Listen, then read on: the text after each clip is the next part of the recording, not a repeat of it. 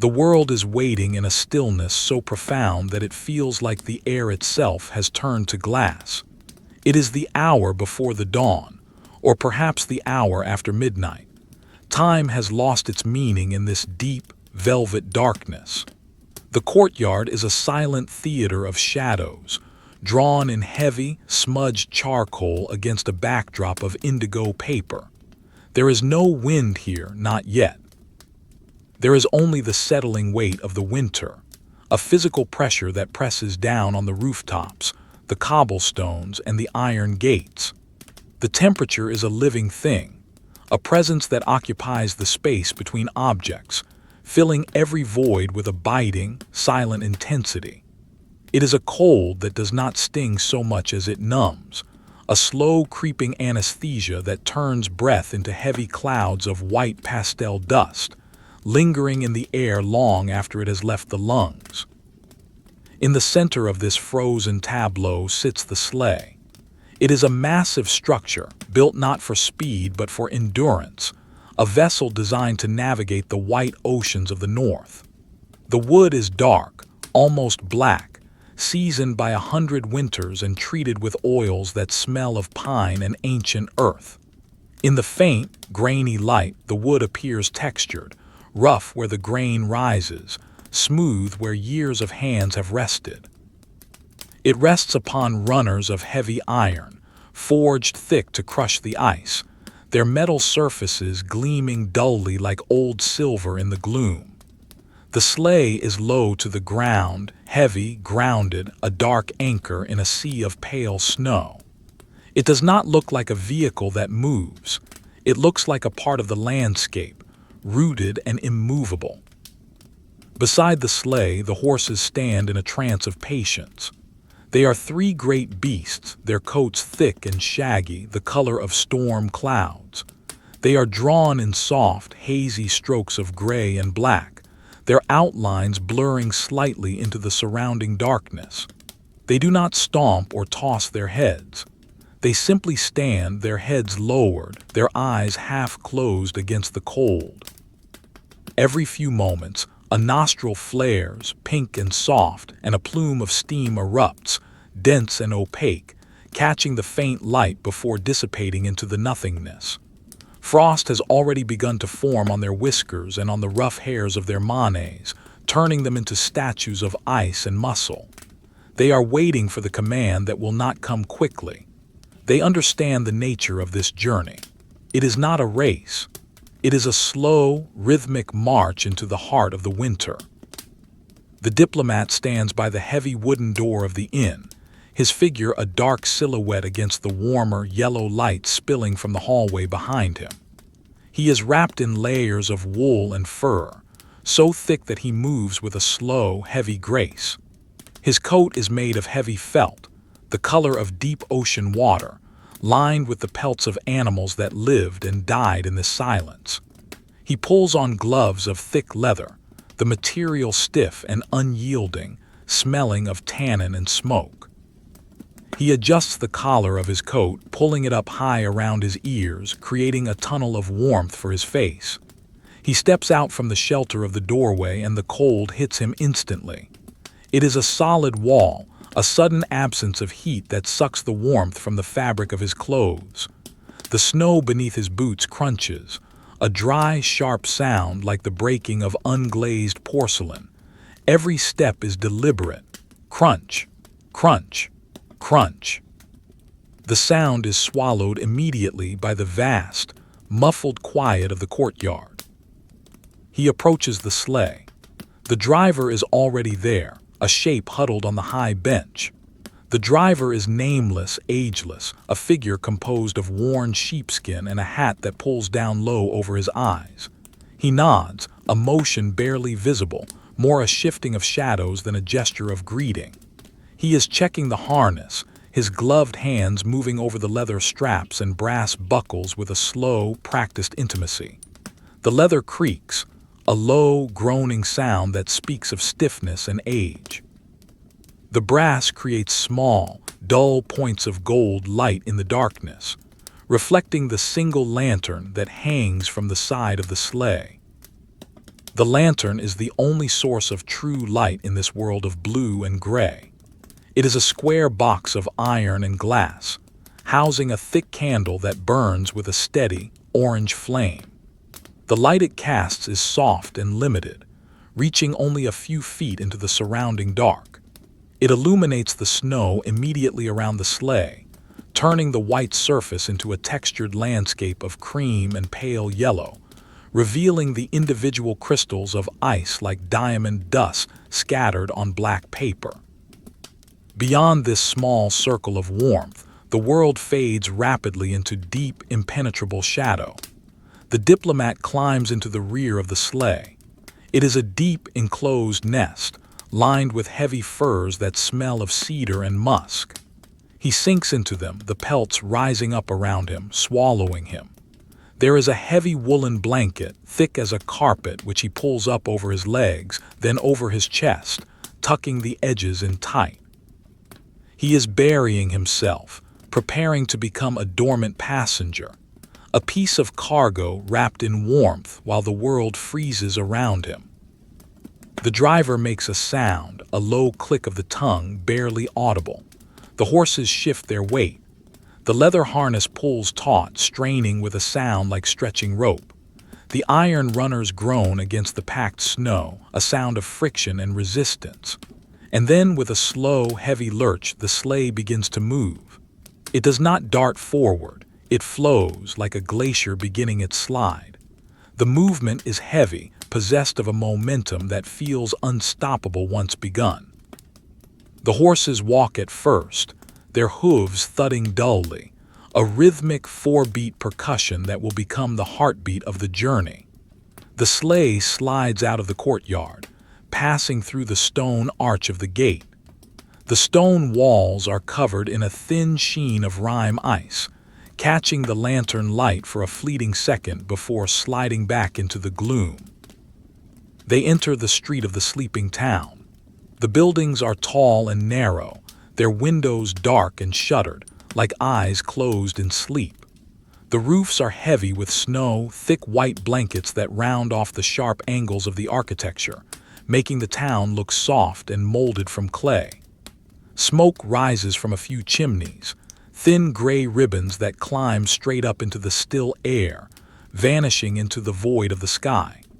The only sound is the hiss of the runners and the clop of hooves. The sleigh moves down the center of the road, carving a path through the silence. The Diplomat watches the houses pass, his eyes heavy. The motion of the sleigh is soothing, a gentle swaying from side to side, a rocking cradle of wood and fur. He feels the vibration of the road through the frame of the vehicle, a low hum that travels up through the floorboards and into his bones. They reach the edge of the town. The buildings become smaller, more spaced out, until they are replaced by fences and open fields. The transition is gradual, a fading of civilization into the wild. The lantern light swings gently, casting moving shadows that stretch and warp across the snowbanks on the side of the road. The road itself is a ribbon of packed snow, distinguishable from the fields only by the tracks of previous travelers, faint grooves that guide them forward. The sky above is vast and heavy, a dome of dark slate. There are no stars, only a uniform, heavy cloud cover that promises more snow. The moon is hidden, its presence known only by a faint, diffused luminescence that turns the clouds a lighter shade of charcoal. The wind begins to whisper. It is not a gale, but a steady, low breath that moves across the open fields.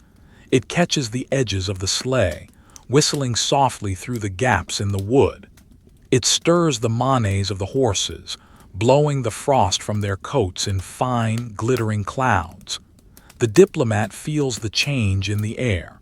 The stillness of the courtyard is gone, replaced by the friction of movement through the atmosphere.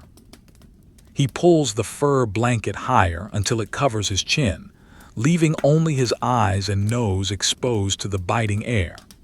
The cold is searching for him, probing the gaps in his armor, seeking the heat of his skin. He curls his toes inside his boots, feeling the thick wool of his socks. He is warm, but he is aware of the cold as a massive, surrounding ocean, pressing against the thin hull of his warmth. The landscape opens up. They are on the plains now, a flat, endless expanse of white and gray. In the distance, the line of the forest stands like a dark army, a wall of black spikes against the horizon. The trees are miles away, yet they loom large, their presence dominating the view.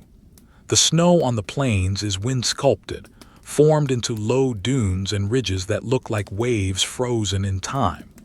The vintage quality of the scene is palpable. Everything is rendered in soft, powdery textures. The snow is not stark white, but a layered composition of pale blues, lavenders, and grays, shifting in tone as the lantern light brushes over it. The shadows are deep and grainy, obscuring the details of the ground, leaving much to the imagination. The driver sits motionless, a part of the sleigh. He does not look back. He does not urge the horses on. He simply holds the reins, his hands resting on his knees, allowing the animals to find their own pace. The horses have settled into a trot, a slow, ground-eating gait that they can maintain for hours. Their heads bob in unison, a hypnotic rhythm. The sound of the bells on their harness is dull and muted, a soft ching-ching-ching that blends with the wind, never sharp, never intrusive. It is a lullaby of metal and leather. The steam from their breath streams back over their shoulders, passing the driver, passing the diplomat, a continuous fog that smells of damp animal heat and hay. Inside the cocoon of furs, the diplomat feels his body relaxing. The tension of the departure, the bracing against the cold, fades away. His muscles loosen. The rocking of the sleigh becomes the only reality. Left, right, left, right. A gentle sway that mimics the motion of a ship on a calm sea. He watches the side of the road where the snowbanks rise up like walls. He sees the texture of the snow, the way the wind has etched fine lines into the surface, like the grain of sanded wood. He sees the occasional stalk of dry grass poking through the white crust, a thin, brittle line of ochre vibrating in the breeze. These small details become momentous in the emptiness. He studies them with a detached, sleepy focus. The journey to the Winter Palace is long. It is not measured in hours, but in the slow transformation of light and landscape. It is a journey of endurance, of sitting still while the world moves past. The diplomat closes his eyes for a moment, listening to the symphony of the sleigh, the creak of the wood, the hiss of the iron runners, the thud of hooves, the jingle of bells, the whisper of wind. It is a repetitive, droning sound devoid of sharp edges. It is a sound that buries thoughts, that smooths over the mind like snow covering a field. He opens his eyes again. The forest is closer now. The dark line has resolved into individual trees, great pines and firs that stand sentinel along the road. They are coated in heavy snow, their branches bowing under the weight, creating grotesque, beautiful shapes in the gloom. They look like monks in white robes, heads bowed in prayer. The sleigh enters the shadow of the trees. The light changes instantly. The vast, diffused gray of the plains is replaced by a tunnel of darkness. The trees block out the sky, their branches interlacing overhead to form a vaulted ceiling of needles and ice. The air here is stiller, heavier. The sound of the wind dies down, blocked by the density of the forest. The sound of the sleigh becomes louder, amplified by the walls of timber. The lantern light seems brighter here, bouncing off the trunks of the trees, revealing the rough texture of the bark, the deep fissures filled with ice, the patches of lichen that cling to the wood like ancient, dried paint. The colors are darker, deep forest greens, charcoal blacks, burnt umbers. The snow on the road is pristine, untouched by the wind, a smooth white carpet laid out between the pillars of the forest. The diplomat feels a sense of isolation. The town is gone. The open plains are behind them. There is only the forest and the road. The world has narrowed down to this corridor of trees. He watches the branches pass overhead, rhythmic shadows that flicker across his vision. Dark light, dark light. It is hypnotic. He feels the weight of the firs pressing him down into the seat. He is a passenger in a vessel of wood and iron, carried by beasts of muscle and blood, moving through a world of ice and silence. The cold is a constant companion, a silent witness to their passage. It is not an enemy, but a fact of existence, as undeniable as the ground or the sky. It is the medium through which they move. The driver shifts slightly, pulling the collar of his sheepskin coat higher. A small cloud of breath escapes his scarf, drifting backward. The horses slow slightly as the road begins a gentle incline. The sound of their breathing becomes deeper, a rhythmic huffing that matches the beat of their hooves. The sleigh slows, the runners grinding harder against the snow. The diplomat feels the change in angle, the slight tilt of his body. He does not move. He lets the sleigh carry him. He watches the lantern light play across the snow-covered roots of a massive pine tree. The light catches the ice crystals, sparking a momentary constellation of gold stars on the ground before they are left behind in the darkness. Deeper into the woods they go. The silence is profound. There are no birds singing, no animals moving in the underbrush. Everything is asleep, frozen, waiting for a spring that feels an eternity away. The trees are ancient, their trunks thick and gnarled. They lean in towards the road as if curious about the travelers who dare to disturb their slumber. The diplomat imagines the sap moving slowly within them, thick and sluggish, barely flowing. He imagines the roots gripping the frozen earth, holding on tight against the bitter cold. He feels a kinship with them. He too is holding on, conserving his warmth, waiting out the journey. The sleigh crests the small rise and begins to descend. The pace quickens. The horses lengthen their stride. The runners hiss with a higher pitch, a sibilant whisper that cuts through the air. The wind picks up again, channeling down the corridor of trees. It carries the scent of pine resin and cold stone. The diplomat takes a deep breath, the air tasting clean and sharp. It cools his throat, his lungs, a refreshing shock that keeps him on the edge of sleep without fully waking him. He is in a state of suspended animation, floating between the waking world and the dream world, anchored only by the sensory details of the ride. The visual style of the world remains consistent, a dark, grainy drawing. The blacks are deep and velvety, the whites are soft and muted. There are no sharp lines, no harsh contrasts.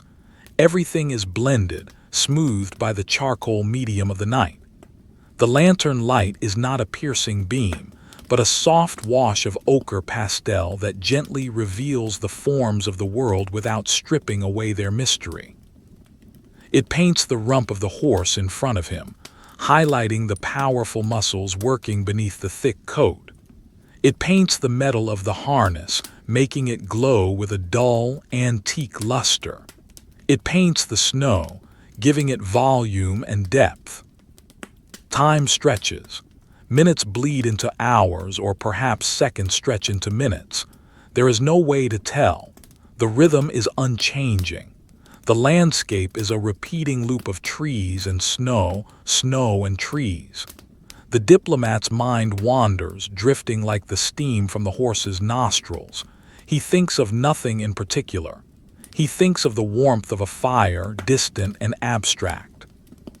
He thinks of the weight of the paper in his pocket, the documents he carries, but they feel irrelevant now, trivial compared to the immense reality of the winter. The only thing that matters is the sleigh, the cold, and the motion. The road curves gently to the left. The driver leans into the turn and the sleigh follows, the rear sliding slightly, a controlled drift that feels graceful and fluid. The diplomat feels the centrifugal force pushing him gently against the side of the sleigh. The furs cushion him, the wood creaks, the leather straps groan, and then they are straight again, continuing the endless march. The trees seem to be getting taller, closing in tighter. The darkness is absolute beyond the reach of the lantern. It is a solid wall, a physical barrier. The diplomat stares into it, trying to see shapes, but there is nothing, only the void. He becomes aware of his own heartbeat, slow and steady, syncing with the rhythm of the hooves. Thump, thump, thump, thump. It is a slow drum in his ears, muffled by the wool of his hat. He feels the blood moving in his veins, keeping the cold at bay. He wiggles his fingers inside his gloves. They are warm but stiff. He is a statue wrapped in wool, a living core inside a shell of fabric and fur. The sensation is comforting. He is safe here. He is protected. The world outside is hostile, frozen, dead, but inside the sleigh there is life. There is the heat of the horses, the heat of the driver, his own heat. They are a small island of warmth moving through an ocean of ice. The snow begins to fall again. It starts as a few stray flakes drifting down lazily from the canopy of branches. They are large, intricate flakes, visible for a split second as they pass through the lantern light. They land on the dark fur of the blanket, standing out like stars in a night sky. They do not melt. They sit there, perfect and frozen, adding their tiny weight to the load. More fall. The air becomes filled with them, a gentle, silent cascade of white. They soften the sound of the sleigh even further, damping the crunch of the snow, the creak of the wood. The world becomes even quieter, if that is possible. It is a hush that falls over the soul. The diplomat watches the snow accumulate on the sleeve of his coat. He studies the patterns of the flakes, the geometry of the ice. Each one is a masterpiece of design, created in the upper atmosphere, falling miles to land here on his arm in the middle of a dark forest. He finds this thought profoundly peaceful. The randomness, the inevitability, the beauty. He brushes them away with a slow sweep of his gloved hand, but more take their place instantly. He accepts them. He lets them fall. He becomes part of the landscape, another surface for the snow to rest upon. The sleigh moves on, an undeterred shadow. The horses lower their heads against the falling snow. The driver is a statue of white now, his shoulders and hat coated in a fresh layer of powder. The lantern flickers, the flame dancing behind the glass, casting nervous shadows that jump and twist among the trees. The light struggles against the falling snow, catching the flakes and turning them into sparks of fire. It is a mesmerizing display, a kaleidoscope of light and motion. The diplomat's eyes grow heavy. The rhythm pulls him down. The cold presses him down. The weight of the journey settles over him like the snow settling on the road. There is no end in sight. There is only the journey, the endless path through the winter woods, the sleigh, the horses, the silence. The diplomat breathes in the cold air, tastes the ice, and exhales a long, slow cloud of steam. He is here. He is traveling, and the night is long. The snow falls with a persistence that seems to slow time itself. It is no longer a scattering of stray flakes, but a steady, vertical curtain, a veil of white gauze being lowered over the world. The flakes are large and heavy, clumping together in the air before they touch the ground, descending with a soft, relentless gravity. They pass through the sphere of the lantern light like moths drawn to a flame, brief illuminations of structure and crystal before they are swallowed by the shadow beneath the runners. The sound of the sleigh has changed. The sharp hiss of iron on packed ice has deepened, softened into a hushed, rhythmic shushing sound, like heavy fabric being dragged across a carpet. The fresh snow acts as a damper, absorbing the vibrations, muting the creaks of the wood and the jingle of the harness bells until they seem to come from a great distance, filtered through layers of cotton and wool. The diplomat watches the accumulation on the dark fur of the blanket that covers his knees. The flakes land and stay, building a second skin of white over the brown pelt. He does not brush them away this time.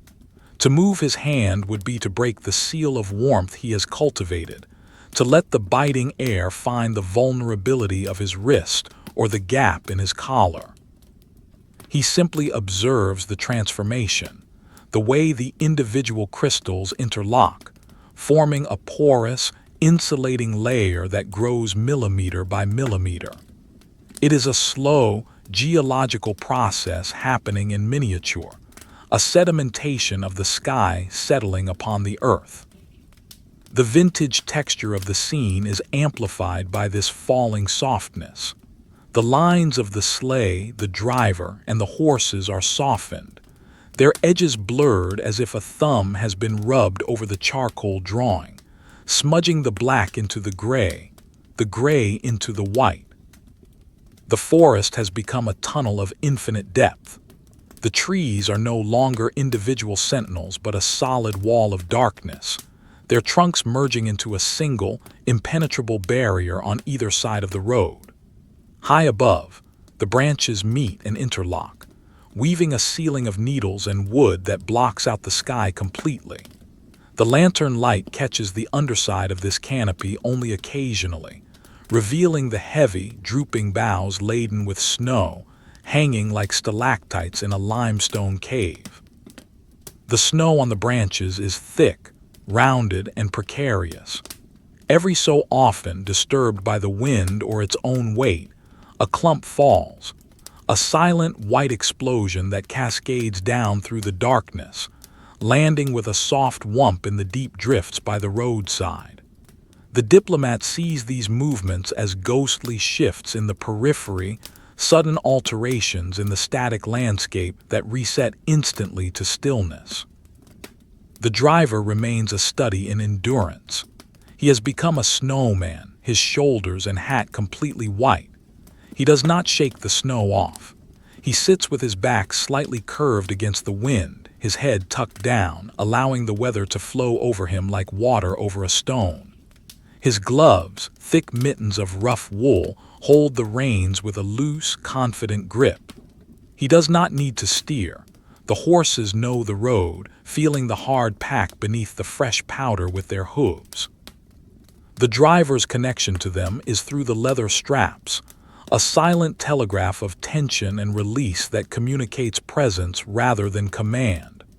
Occasionally, he shifts his weight on the wooden bench, and the leather of the seat groans, a deep, dry sound like the cracking of a majestic tree in the deep frost. The horses are working harder now. The fresh snow adds resistance, clinging to the runners and the hooves. Their breath comes in shorter, more forceful bursts, the steam rising in thick, opaque columns that swirl around the driver's head before drifting back to obscure the diplomat's view. The smell of the horses is stronger, a warm, earthy scent of wet hair and sweat that mixes with the crisp, metallic scent of the ozone and ice. It is a primitive smell, a reminder of the biological engine that powers this journey. The muscles on their hindquarters bunch and release, a visible rhythm of exertion under the dark gray coats. Ice has formed on their flanks where the sweat has frozen, creating small, matted patches of frost that glitter dully in the amber light. They do not slow down. They possess a stamina bred into them by generations of northern winters, a stoic acceptance of the labor. The lantern, swinging gently from its iron hook, creates a hypnotic pendulum effect. The shadows of the spokes, the harness, and the horses' legs stretch and contract on the snow, lengthening into impossible shapes before snapping back. The light is warm, a deep, rich yellow-orange that contrasts sharply with the blue-black of the surrounding night. It illuminates the texture of the snow in high relief, the tiny ridges, the hollows, the sudden sparkles of reflection. It makes the snow look like crushed velvet, soft and inviting, yet the diplomat knows it is as hard and cold as stone. The light does not penetrate far.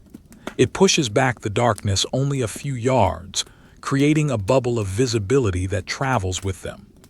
Beyond that bubble, the world is a void, a consuming blackness that suggests vast, empty spaces and unseen watchers. The diplomat feels the cold pressing against the wooden sides of the sleigh. It is a physical weight, a pressure that seeks to crush the small pocket of heat inside the nest of furs. He can feel the temperature dropping as the night deepens. The air he breathes is sharp, stinging the inside of his nose and the back of his throat. It tastes of iron and silence. He buries his chin deeper into his scarf, pulling the wool up until it touches his lower lip. The fabric is rough and scratchy, but it is warm, trapping his exhalations and recycling the heat. His eyelashes feel heavy, weighed down by tiny beads of ice that have formed from the moisture of his eyes. He blinks slowly, clearing his vision, but the ice returns, a framing of frost around his view of the world. The rhythmic motion of the sleigh has become the only reality. The sway is gentle, a side-to-side rocking that is synchronized with the horse's stride. It is a cradle motion designed to lull the mind into a state of trance. The diplomat finds his thoughts fragmenting, breaking apart like ice flows on a river.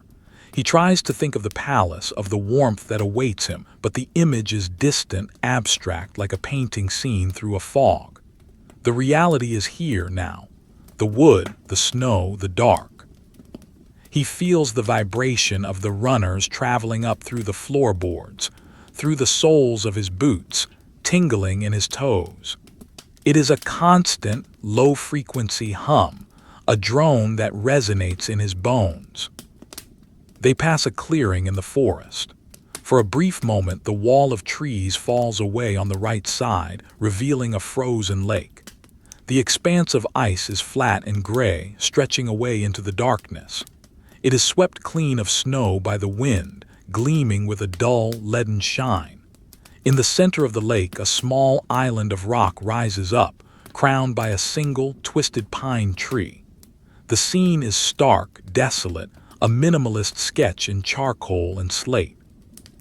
The wind is stronger here, rushing across the open ice without obstruction. It hits the sleigh with a sudden force, rocking it on its runners, whistling shrilly through the gaps in the wood. The diplomat feels the draft cut through his furs, a knife of cold air that reaches his ribs. He shivers, an involuntary spasm that ripples through his body. Then the trees close in again, the wind dies down, and the heavy silence returns. The road begins to wind, following the contours of the land. The sleigh banks gently, turning left, then right, a serpentine motion that flows like water. The driver leans into the turns, his silhouette shifting against the backdrop of snow-laden branches. The horses navigate the curves with practiced ease, their hooves finding purchase on the hidden track. The diplomat watches the interplay of light and shadow on the snowbanks. The banks are higher now, piled up by the plows of previous days, walls of white that rise to the level of the sleigh's rail. They are sculpted by the wind into fantastic shapes, overhangs, ridges, swirls, that look like frozen waves or clouds brought down to earth. The lantern light grazes them, highlighting the texture, the grain of the snow, the deep blue shadows in the hollows. Inside his gloves, the diplomat curls his fingers into a fist, then extends them, repeating the motion to keep the blood flowing. His hands are warm, but he can feel the cold radiating from the leather of the gloves, a creeping numbness that waits just outside the insulation. He thinks of the fire he left behind at the inn, the roaring logs, the smell of wood smoke. It seems like a memory from another life. Here, there is only the cold combustion of the horses, metabolism, and the faint, dying heat of the lantern candle. He wonders if the candle will last the night. He watches the flame through the glass, a small, frantic spirit dancing in its cage. It flickers as the sleigh hits a bump, dimming for a second before flaring up again. It is the heart of the sleigh, the pulse of their journey. The silence is not truly silent. It is a composition of quiet sounds, the creak-creak of the leather traces, the hiss-shh of the runners, the thud-thud of the hooves, the whoosh of the wind in the treetops, the snap of a twig breaking under the weight of snow somewhere deep in the woods. These sounds are distinct, separated by spaces of profound quiet. They are not noise, they are the texture of the silence. The diplomat listens to them, letting them wash over him. He anticipates the rhythm, knowing exactly when the next hoofbeat will fall, when the next creak will sound. It is a repetitive loop, a mantra of travel. The snow accumulates on the diplomat's eyelashes, blurring his vision. He sees the world through a veil of water and ice.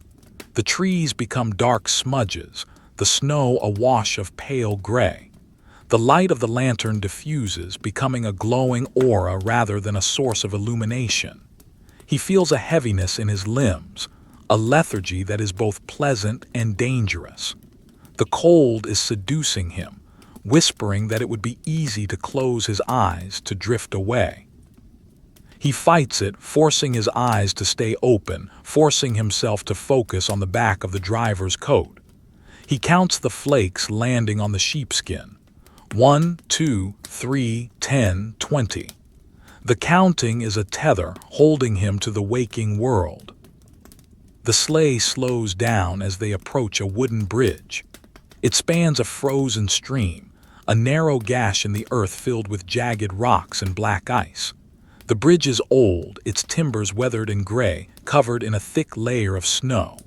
The driver pulls back on the reins gently. The horses slow to a walk. Their hooves strike the wood of the bridge with a hollow, booming sound, clomp, clomp, clomp, that echoes in the ravine below. The sleigh rumbles onto the planks, the vibration changing pitch, becoming deeper, more resonant. The diplomat looks over the side. He can see the dark line of the stream bed, the shapes of boulders capped with white mushrooms of snow. The water is frozen solid, caught in mid-flow, ripples and eddies preserved in ice. It looks like black glass.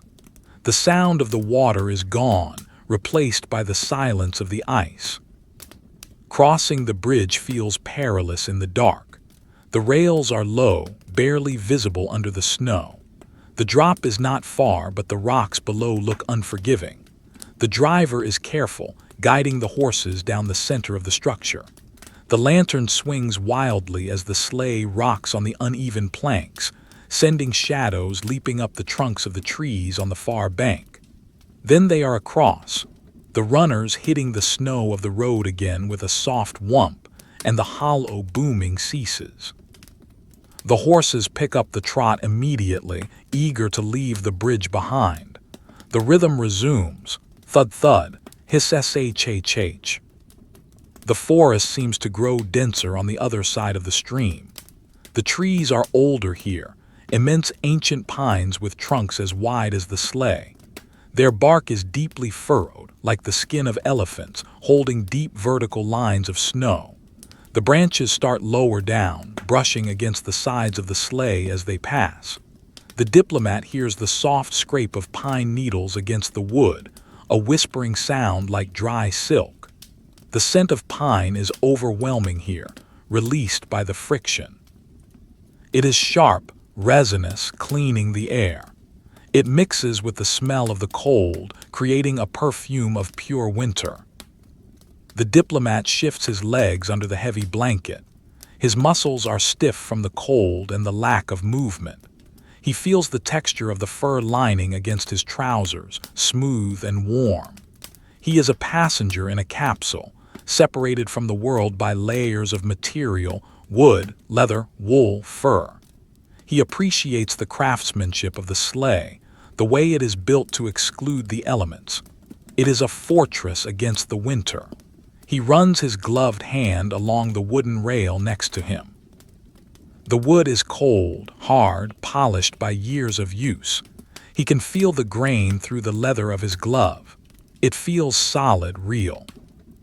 The snow continues to fall, relentless and heavy. The tracks behind the sleigh are filling up almost as soon as they are made. If they were to stop, the snow would bury them within the hour. It would cover the horses, the driver, the sleigh, smoothing them into mounds of white, erasing them from the landscape. The Diplomat imagines this, becoming a part of the topography, a secret hidden under the snow. The thought is not frightening, it is peaceful. It speaks of a deep rest, a final laying down of burdens. But the sleigh moves on. It refuses to stop. It pushes through the white curtain, carving its path, asserting its existence against the blankness of the winter. Overhead, the wind sighs in the upper branches. It is a long, mournful sound, a drawn-out note that rises and falls with the gusts. It sounds like the earth breathing in its sleep. The Diplomat looks up. He can see nothing but the interlaced black fingers of the trees and the falling white specks. The sky is a rumor, a memory. There is only the canopy and the snow. He lowers his gaze back to the road. The snow is hypnotic in the lantern light. It flows past the runners like a river of milk. The motion is fluid, constant. It draws the eye and holds it. The driver reaches out and adjusts the lantern, turning a knob with his thick fingers. The flame flares brighter for a moment, then settles back. The light shifts, revealing new details in the forest wall. A burl on a tree trunk that looks like a face, a broken branch hanging by a strip of bark, a patch of briars poking through the snow like barbed wire. These details flash by and are gone, replaced by others. The visual narrative is a continuous scroll of dark textures and white highlights. The charcoal lines of the trees are heavy, deliberate. The pastel white of the snow is soft, blended. The scene is a masterpiece of shadow and light, drawn by the hand of the night. The cold has settled into the Diplomat's bones now. It is a dull ache in his shoulders, his knees. It is not painful, just present, a reminder of his mortality. He accepts it. He wraps the blanket tighter. He is a small spark of life in a vast, cold universe. The sleigh is his vessel. The horses are his engine. The driver is his guide. They are a single unit moving through the void. The journey is the only thing that matters. The destination is just a word. The movement is the truth. The snow piles higher on the front of the sleigh, a curved drift that mimics the shape of the dashboard. The driver is a white ghost leading them into the dark. The horses are dark engines churning through the white. The Diplomat is the silent observer, the witness to the winter. He closes his eyes for a second just to rest them, and the sound of the runners fills his head. S-H-H-H, S-H-H-H. S-H-H-H, S-H-H-H. It is the sound of the world sleeping. It is the sound of the snow falling. It is the sound of the Diplomat's sleigh, journeying to the winter palace, deep in the heart of the frozen night. The snow has deepened on the road, altering the physics of their passage. The runners of the sleigh no longer glide over a hard-packed surface but slice through a layer of fresh powder that offers a soft, muffled resistance. The sound is a continuous, breathless shush, a whisper of friction that seems to absorb all other noise in the forest. The horses must lift their hooves higher now, their rhythm slowing to a heavy, deliberate cadence. Lift, sink, push. Lift, sink, push. The snow grips their fetlocks, clinging to the rough hair, forming small, heavy bells of ice that chime dully against one another with every step. The world outside the sleigh has lost its hard edges. The sharp outlines of the pine trees have been softened by the accumulation, their branches weighed down into weeping curves that brush the ground. The landscape is a study in volume and mass, rendered in shades of deep indigo and pale, ghostly gray. The vintage texture of the night is thick and grainy, the darkness pressing in like heavy paper, the lantern light a smudge of warm pastel trying to hold back the void. The diplomat shifts his weight beneath the mountain of furs. The movement is small, a mere adjustment of his hips and shoulders, but in the confined stillness of the sleigh, it feels momentous. The furs are heavy, a physical weight that pins him to the seat. They are layers of wolf and bear, cured to a softness that belies their wild origins, yet they still carry the faint, musky scent of the animal. He runs a gloved hand over the surface of the top blanket. The coarse guard hairs are stiff and cold, frosted with the falling snow, but beneath them the undercoat is dense and warm. It is a tactile contrast that fascinates him, the boundary between the freezing world and the living heat. He pulls the blanket up a fraction of an inch higher until it covers the bridge of his nose. The air he breathes is filtered through the fur, tasting of wool and wet snow. It is a small, private atmosphere, a microclimate of survival in the heart of the winter. The forest here is ancient, a cathedral of timber that predates the road, the sleigh, and the diplomat himself. The trees are immense pillars of shadow, their trunks so wide that 3 men could not link hands around them. The bark is deeply fissured, vast canyons of wood filled with vertical drifts of snow. In the flickering lantern light, the texture of the bark seems to move, to breathe. The shadows in the crevices deepen and recede as the light swings past, creating the illusion that the trees are turning to watch them. They stand in silent judgment, these giants, witnesses to centuries of winters. They do not care about the diplomat's mission or the destination of the sleigh. They care only for the slow, frozen endurance of the season. They are patience incarnate, rooted in the iron-hard earth, waiting for a sun that seems merely a rumor. The driver leans forward slightly, checking the tension on the reins. His silhouette is a hump of white snow, a statue carved from the storm. He does not brush the accumulation from his shoulders. To do so would be a waste of energy, and the snow acts as another layer of insulation against the wind. He is part of the machine now, fused with the sleigh and the horses in a symbiotic cycle of movement. He makes a low sound, a guttural hum deep in his throat, barely audible over the hiss of the runners. It is a communication with the horses, a reassurance. The lead horse flicks an ear back, a dark triangle twitching in the gloom, acknowledging the presence of the man. The bond between them is silent and absolute, forged in the cold and the dark. They are a single organism moving through the night. The light from the lantern catches a flurry of snowflakes swirling in the eddy behind the driver's bench. They dance in the turbulent air, spinning in tight spirals before falling to the floorboards. The diplomat watches one particular flake, large and complex, as it lands on the black leather of his glove. He brings his hand closer to his face, narrowing his eyes to focus in the dim light. The crystal is a perfect hexagon, a symmetrical marvel of ice geometry. He can see the tiny, fern-like branches extending from the center, the delicate lattice of frozen water. For a second, it exists in perfect clarity, a jewel of the winter. Then, warmed by the faint heat radiating from his hand, the edges begin to soften. The sharp points blur. The structure collapses. In a moment, it is gone, replaced by a tiny, dark bead of water that quickly freezes into a smudge of ice. The diplomat lowers his hand. The transience of the snowflake is a quiet reminder of the fragility of form in this harsh environment. The wind shifts, changing direction as the road curves around a rocky outcrop. It comes now from the side, pushing against the body of the sleigh, rocking it gently on its suspension.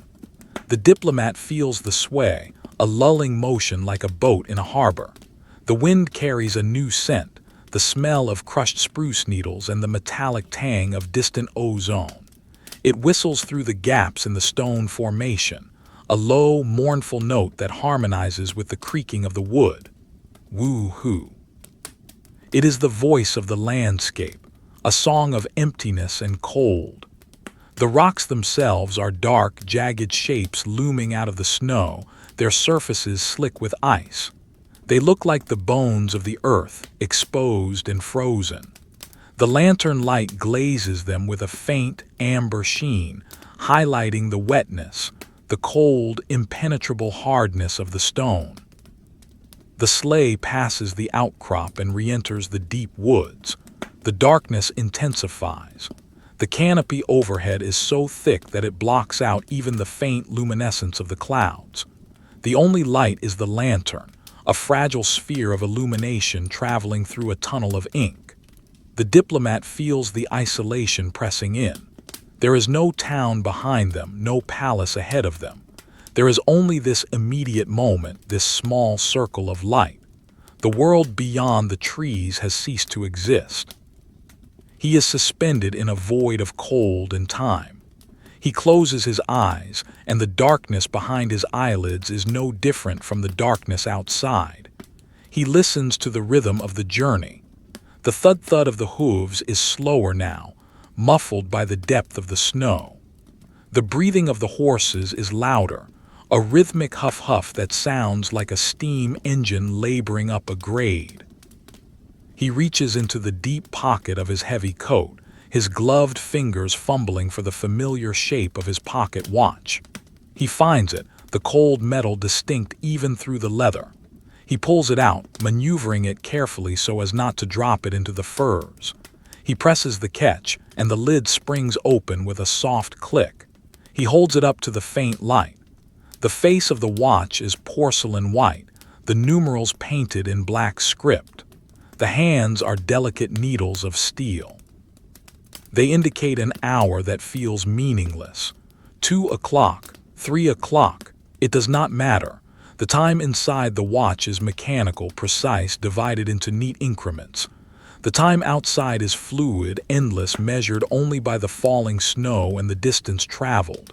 He watches the second hand sweep around the small dial. Tick, tick, tick. It moves with a jerky, staccato rhythm, a tiny heartbeat of civilization in the wild. He snaps the lid shut, the sound sharp in the quiet, and slides the watch back into the warmth of his pocket. It is a talisman, a reminder of a world of schedules and appointments that feels very far away. The cold has found a way to penetrate the layers of his clothing. It is not a sharp pain, but a slow, creeping chill that starts at his toes and works its way up.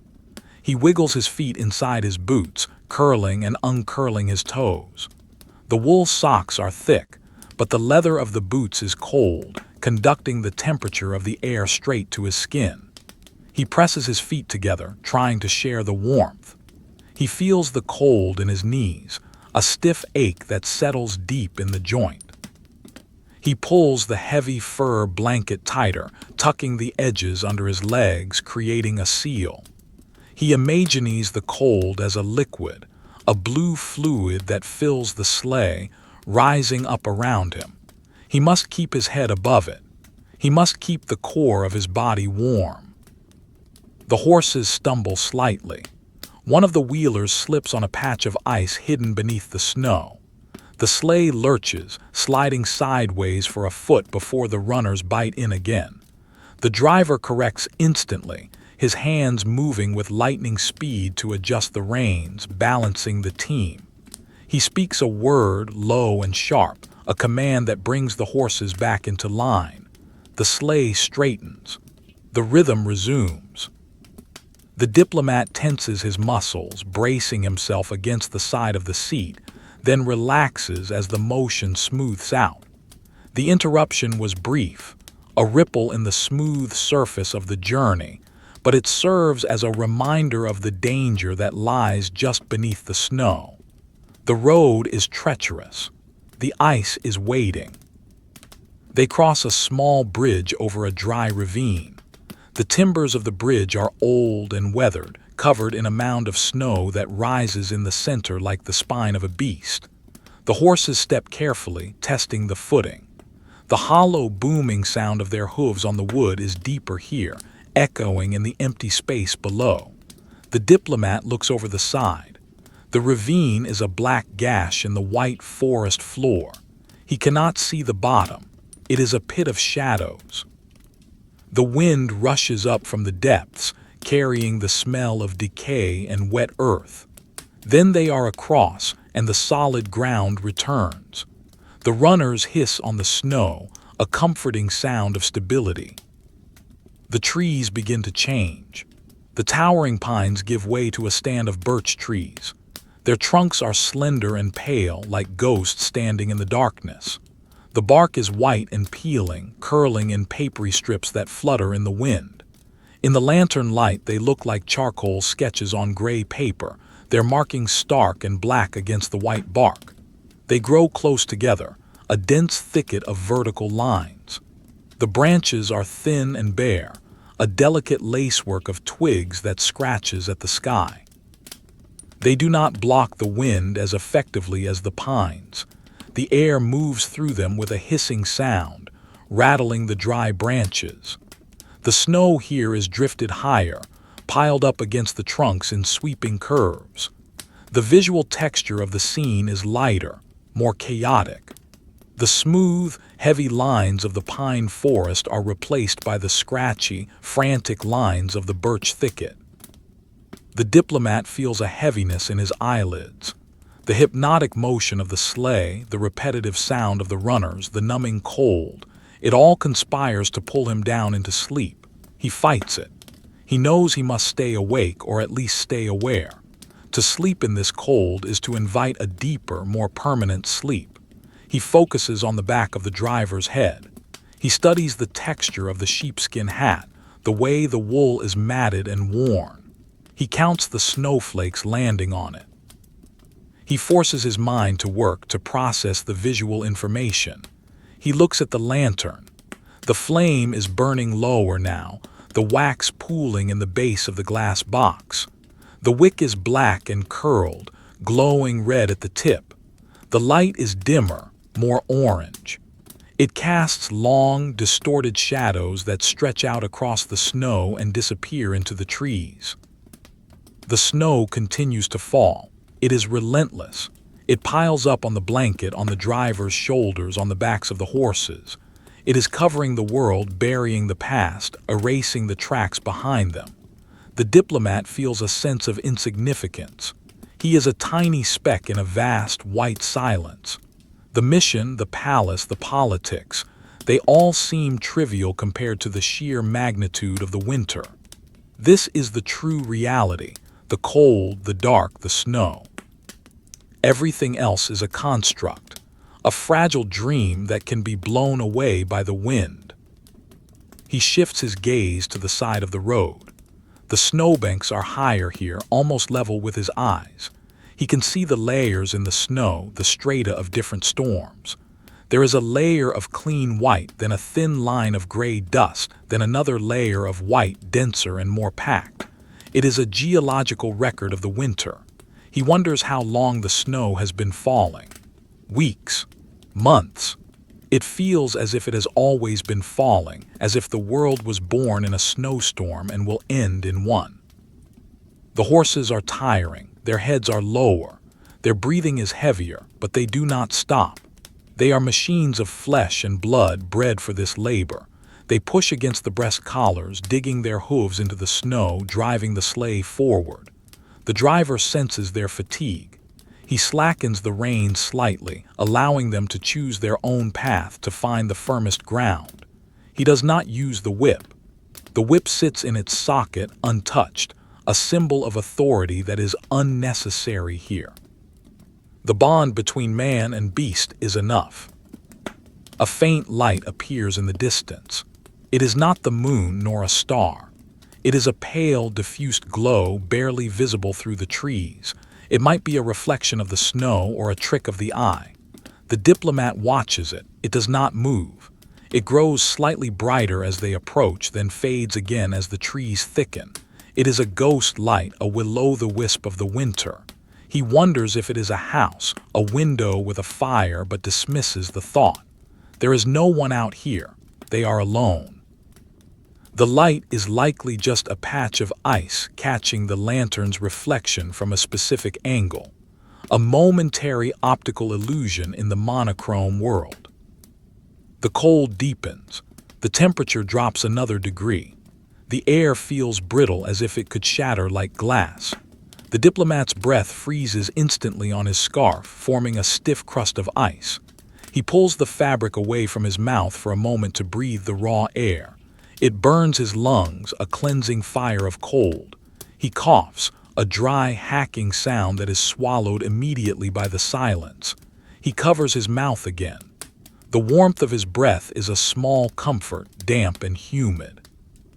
The sleigh moves on. The journey is an endless loop of sensation, the rocking motion, the hiss of the runners, the smell of the horse, the bite of the cold. The diplomat sinks deeper into the furs, surrendering to the experience. He is no longer waiting for the end.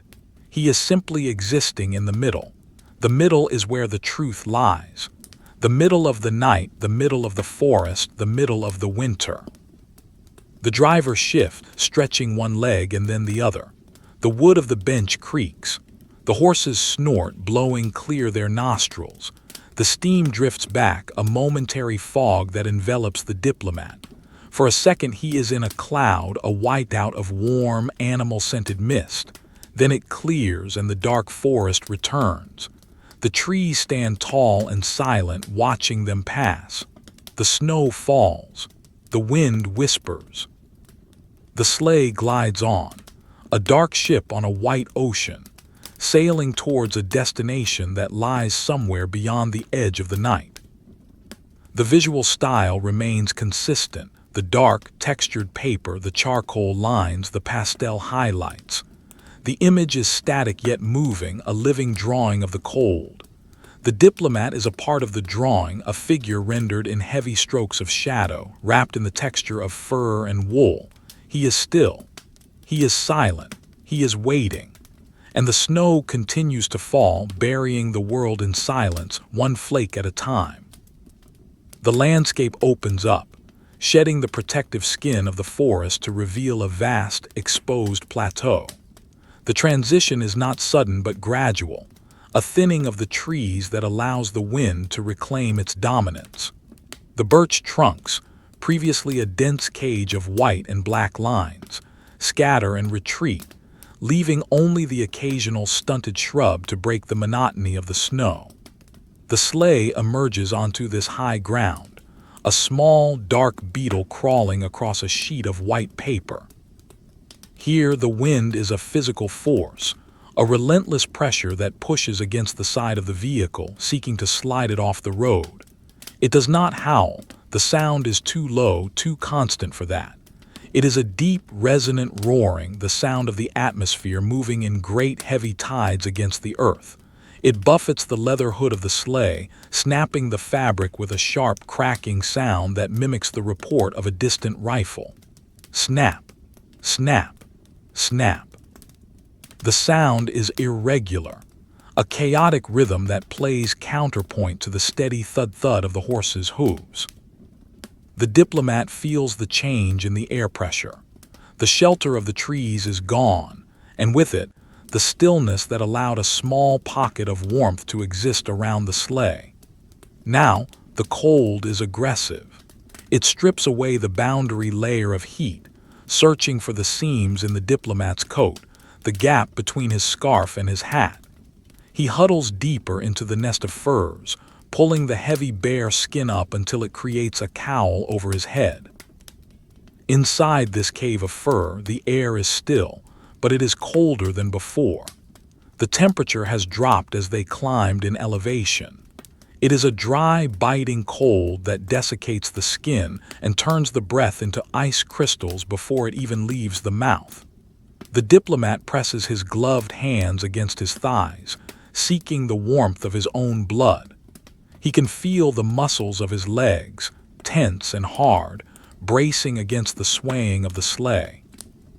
The visual style of the world has shifted.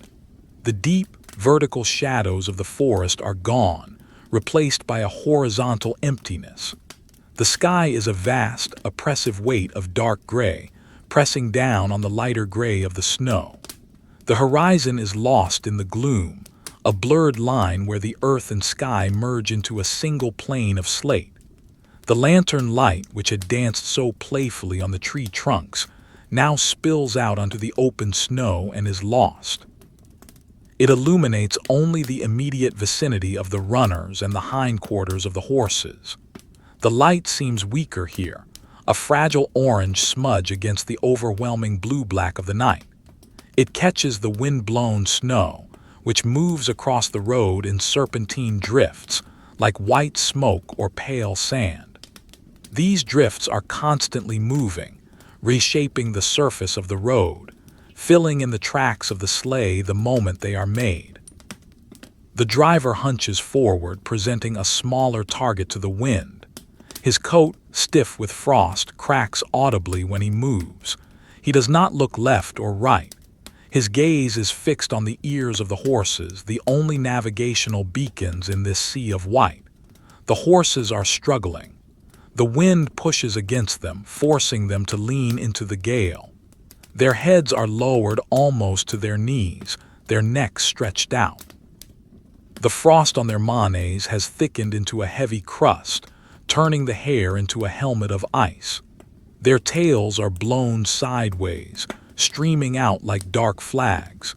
The sound of their breathing is lost in the wind, but the diplomat can see the steam ripping away from their nostrils, vanishing instantly into the dark.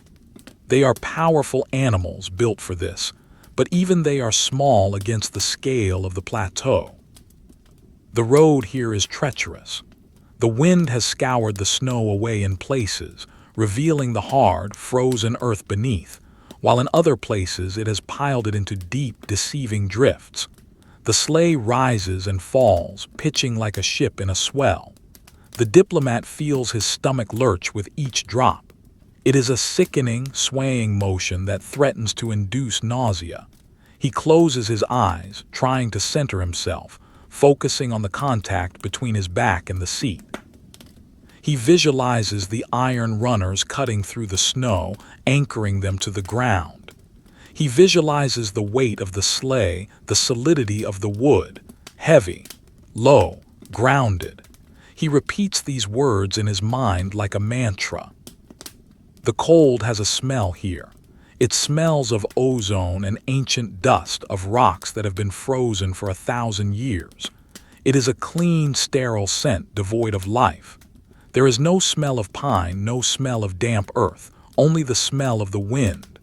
The diplomat inhales shallowly, tasting the minerals in the air. His nose feels brittle, as if a touch would shatter it.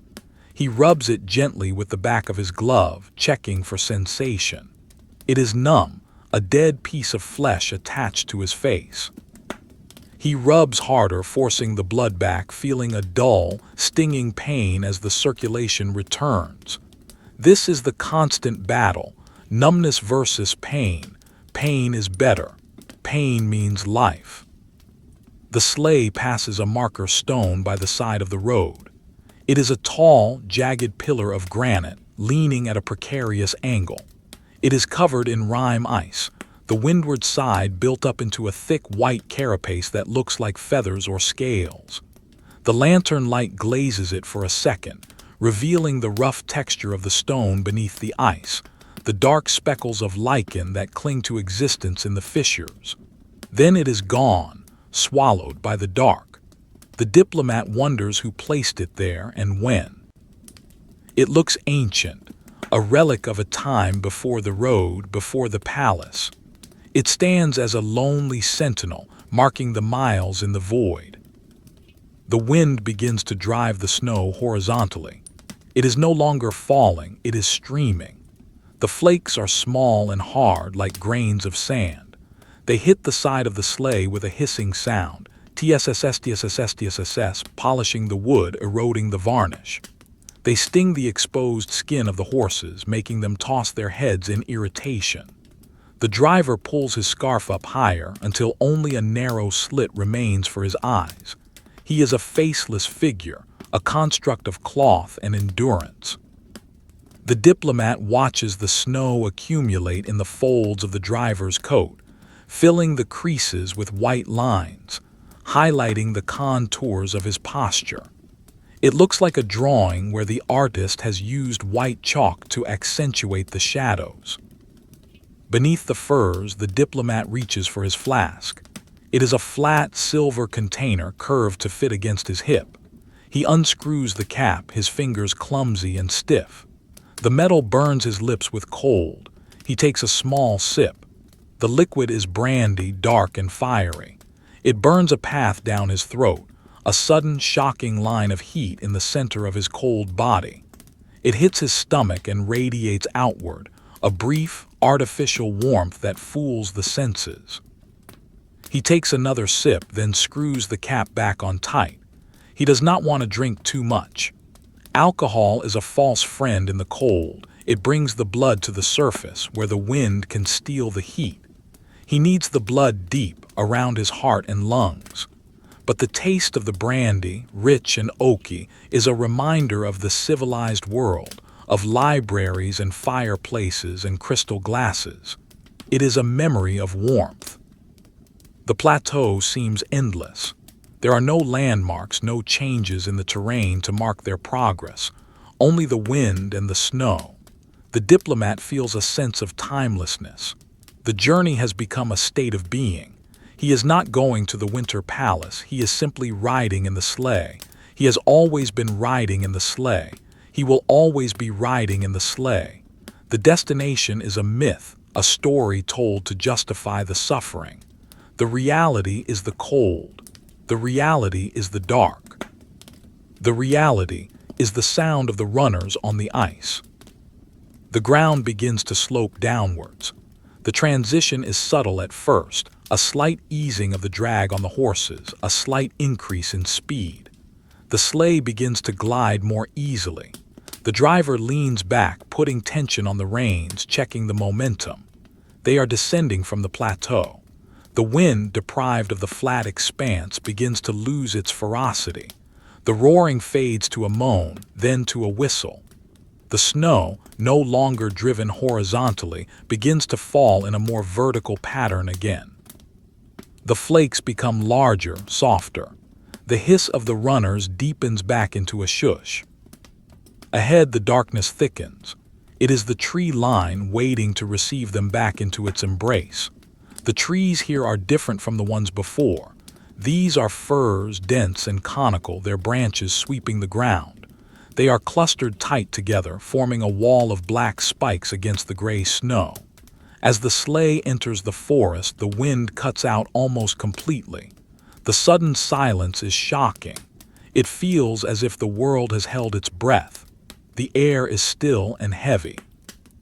The sound of the sleigh becomes loud again. The creak of the wood, the jingle of the harness, the breathing of the horses. The diplomat relaxes his muscles. The tension of the open plateau drains away, leaving him exhausted. He slumps deeper into the seat. The forest feels safe, protective. It is a tunnel, yes, but a sheltered one. The lantern light returns to its dance on the trunks, revealing the rough, scaly bark of the firs, the heavy loads of snow on the boughs. The snow here is pristine, untouched by the wind. It sits in perfect, rounded mounds on every surface like dollops of cream. The vintage drawing style softens. The harsh, scratchy lines of the windswept plateau are replaced by the soft, blended shading of the sheltered woods. The shadows are deep and velvet black. The lights are warm and diffused. The road through the fir forest is narrow and winding.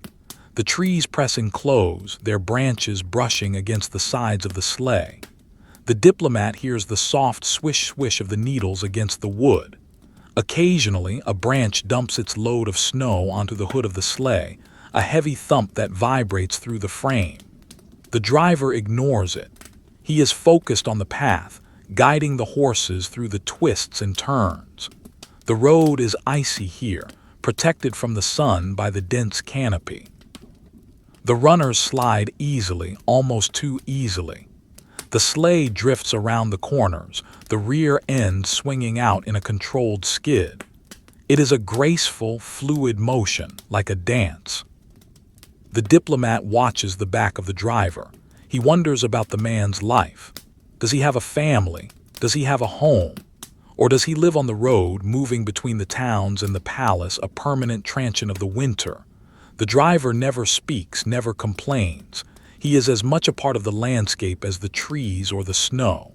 He is a function, a necessity. The diplomat feels a strange affection for him, a bond of shared hardship.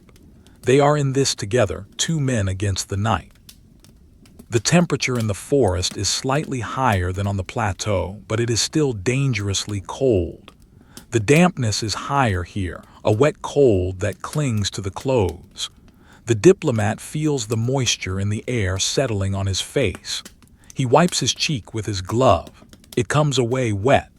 The snow is melting on his skin, fueled by the last reserves of his body heat. He pulls the scarf back up. He must conserve every calorie. A sound breaks the rhythm of the sleigh. It is a low, distant howl, not the wind, but a wolf. It is a lonely, mournful sound that rises and falls in the darkness. Eahu. The horses' ears prick up, swiveling towards the sound. They pick up the pace slightly, a nervous energy rippling through the team. The driver does not react visibly, but the diplomat sees his hands tighten on the reins. The howl is answered by another, further away. Eahu. The pack is out there, moving through the trees, shadows hunting shadows. The diplomat feels a primal thrill, a shiver that has nothing to do with the cold. He is safe in the sleigh, but the wilderness is close. It is watching them. The lantern light flickers as the sleigh hits a rut. The shadows jump and twist. For a moment, the diplomat thinks he sees eyes in the darkness, yellow, glowing pairs of eyes watching from the underbrush. He blinks and they are gone. Just a trick of the light. Or are they really there? It doesn't matter. The sleigh is moving too fast for them, and the fire of the lantern is a deterrent.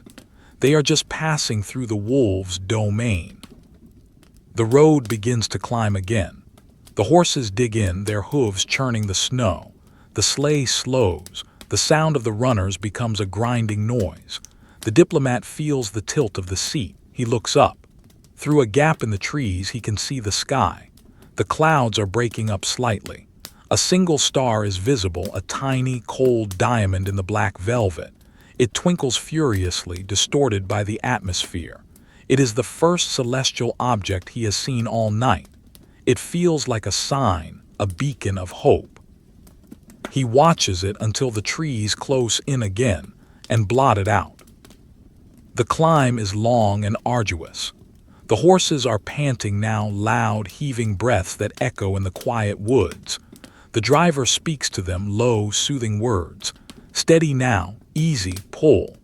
His voice is gravelly, unused. It surprises the diplomat. It breaks the spell of silence. It reminds him that the driver is human, not just a shape in a coat. The horses respond, their ears flickering. They trust the voice. They pull harder. The sleigh crests the hill and the ground levels out. They are on a ridge now, moving along the spine of the hill. To the left, the ground drops away sharply.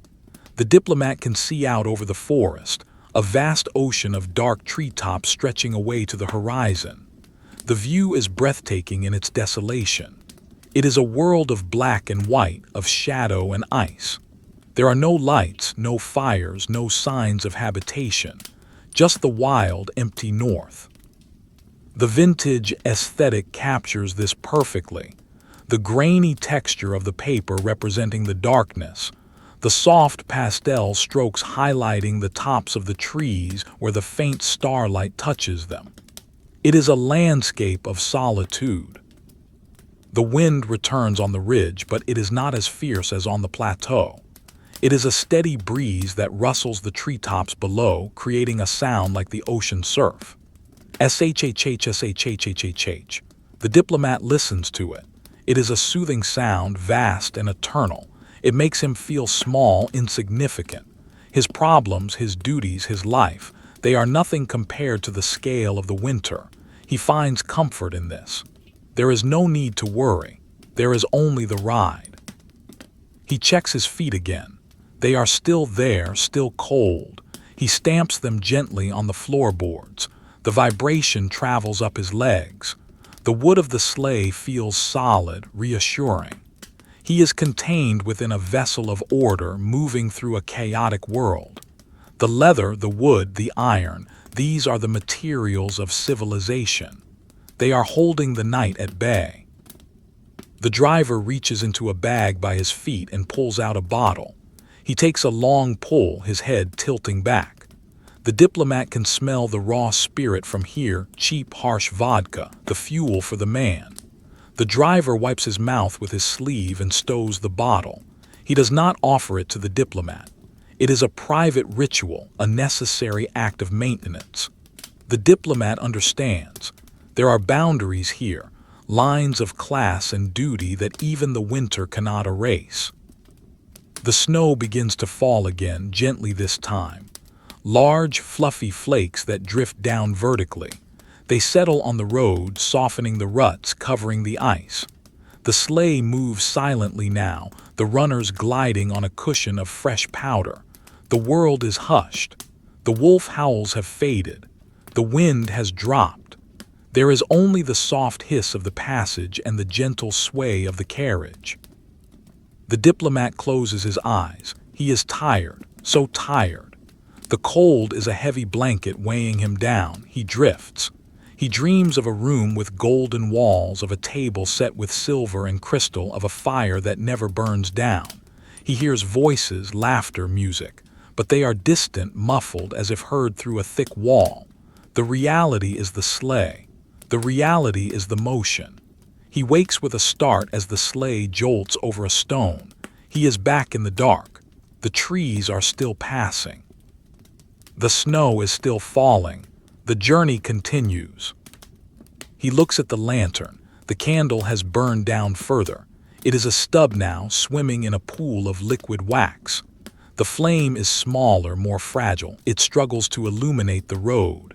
The shadows are pressing in closer. The diplomat feels a pang of anxiety. What if the light goes out? What if they are left in the absolute dark? He pushes the thought away. The driver knows. The driver will have more candles. The driver is prepared. He must trust the driver. He watches the snow on the rail of the sleigh. It has built up into a perfect, sharp-edged ridge. He runs his finger along it, destroying the perfection, leaving a dark line in the white. The snow is cold, wet, real. He wipes his finger on the fur. The sensation grounds him. He is here. He is alive. He is traveling. The road begins to descend from the ridge, winding down into the valley below. The horses hold back the weight of the sleigh, their haunches dropping, their hooves sliding slightly.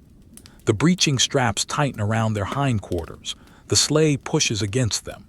It is a delicate balance of gravity and friction. The driver is alert, his hands active on the reins. The diplomat holds his breath, feeling the tension.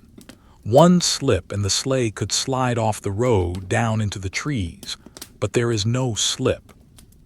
The horses are sure-footed. The driver is skilled. They navigate the descent with a slow, heavy grace. Down in the valley, the air is stiller, colder. The cold settles in the low places, pooling like water. The diplomat feels the drop in temperature immediately. It is a sharp, stinging cold that makes his eyes water. He buries his face in the furs. He is a dormant creature waiting for the spring. But spring is 1,000,000 years away. There is only the winter. There is only the night. There is only the sleigh moving forever towards the winter palace. The valley floor is a basin of silence, a geographical cup that holds the cold like a heavy, stagnant liquid. As the sleigh levels out at the bottom of the long descent, The temperature drops perceptibly, a sudden deepening of the chill that penetrates the Diplomat's layers of wool and fur with a ghostly efficiency. The air here is motionless, frozen into a dense, crystalline stillness that amplifies the smallest sounds. The hiss of the runners becomes a sharp, cutting noise, tearing through the quiet. The breathing of the horses sounds like the working of great bellows, loud and wet in the dry air. The snow in the valley is different. It is not the soft, fluffy powder of the high woods, but a hard, granular crust, packed down by the weight of the atmosphere and the moisture settling from the slopes above. It sparkles in the lantern light with a harsh, diamond-like brilliance, millions of tiny facets reflecting the weak orange flame, creating a glittering path that looks deceptive and sharp. The trees have receded, leaving the banks of the frozen river that winds through the valley center. They are skeletal shapes in the distance, willow and alder, their branches bare and black, reaching up like ink strokes against the dark gray paper of the sky.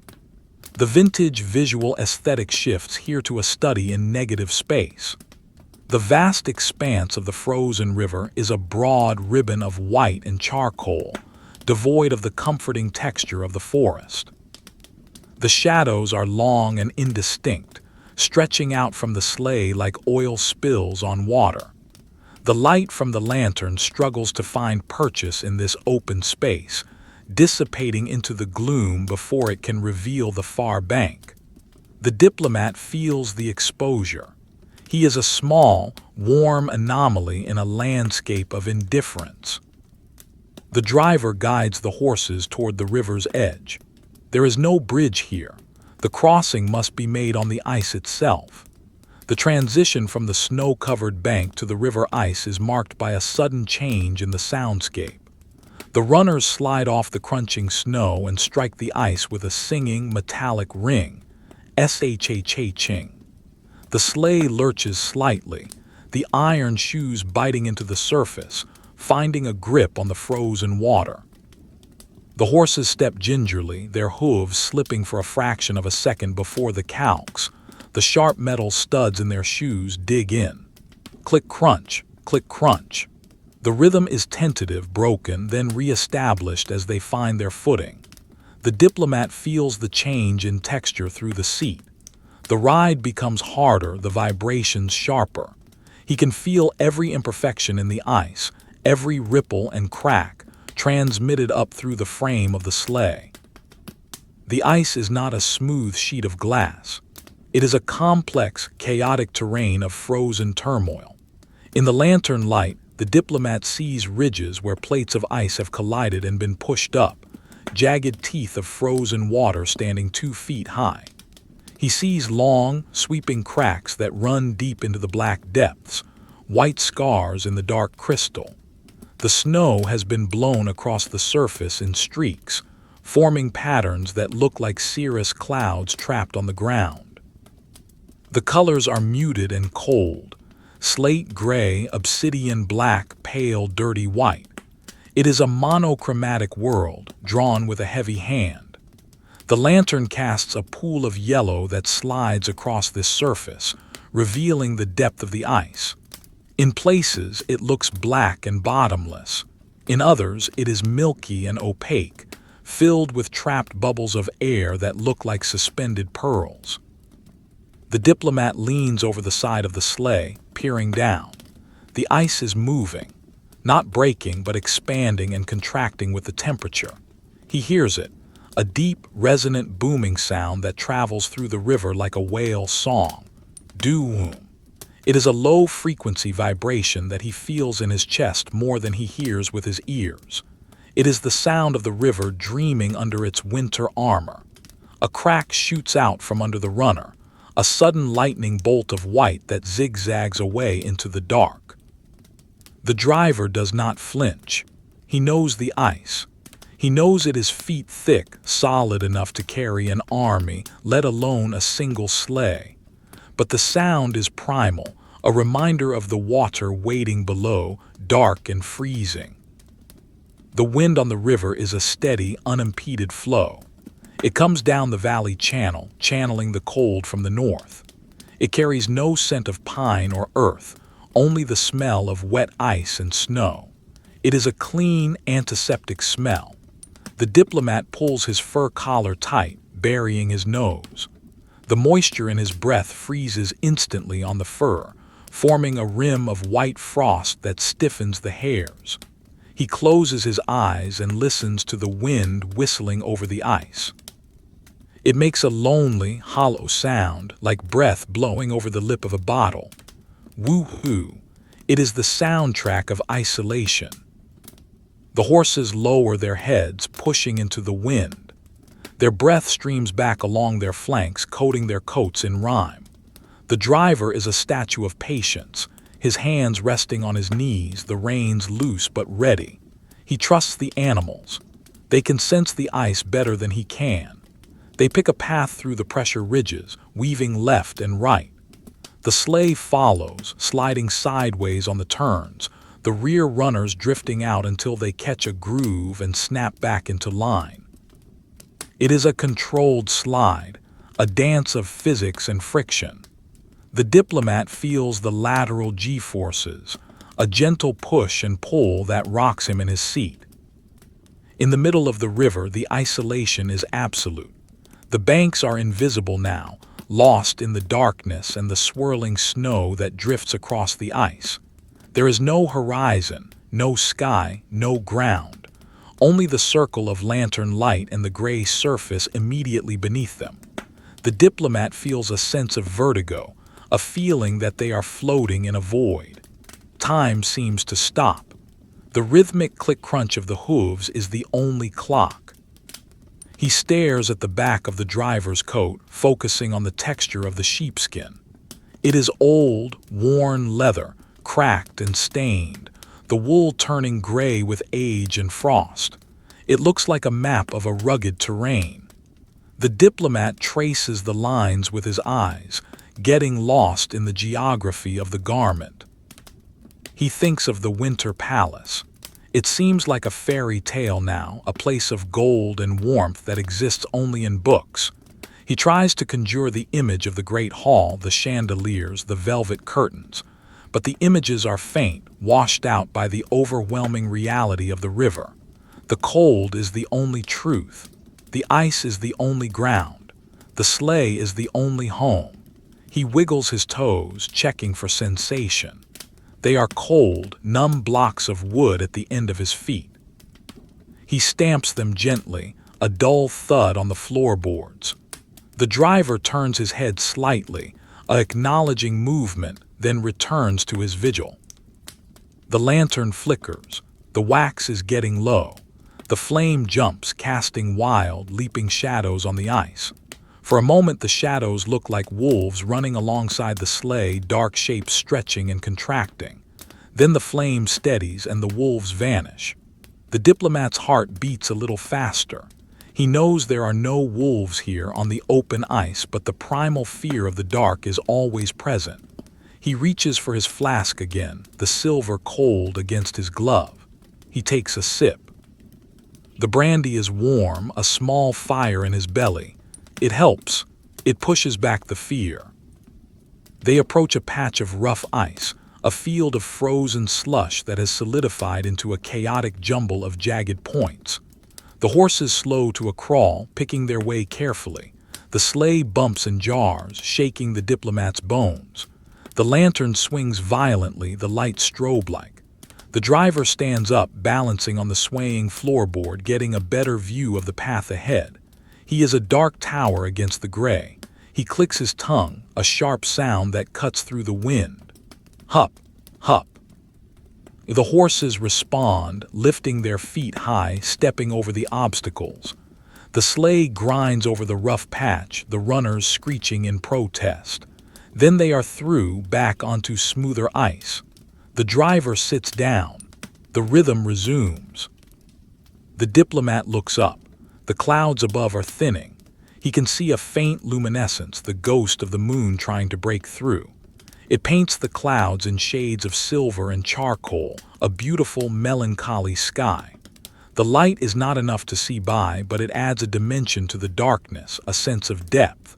He wonders what the river looks like from above, a dark snake winding through the white valley. The sleigh would be invisible, a speck of dust. The thought makes him feel small, but also safe. He is hidden in the vastness. The far bank begins to materialize out of the gloom. It is a dark wall of rock and earth, rising steeply from the river. The trees are there again, waiting. The horses smell the land. They pick up the pace, eager to be off the slippery ice. The sound of their hooves changes as they approach the shore, the hollow ring of the deep water replaced by a duller thud as the ice thickens near the bank. The sleigh hits the snow with a soft whump, the runners sinking in, the harsh grinding noise gone instantly.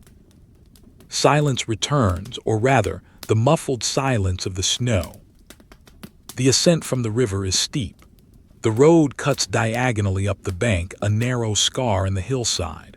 The horses dig in, their powerful haunches bunching. The driver urges them on. Walk on, walk on. The sleigh tilts back. The diplomat slides deeper into the furs. He feels the gravity pulling him down. He looks back. The river is gone, swallowed by the night. It was a passage through a different world, a frozen purgatory. Now they are back in the earth's embrace.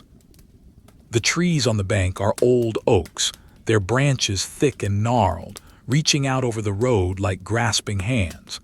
They are covered in moss and lichen, dark patches that look like bruises in the lantern light. The snow clings to the windward side of the trunks, vertical stripes of white on black.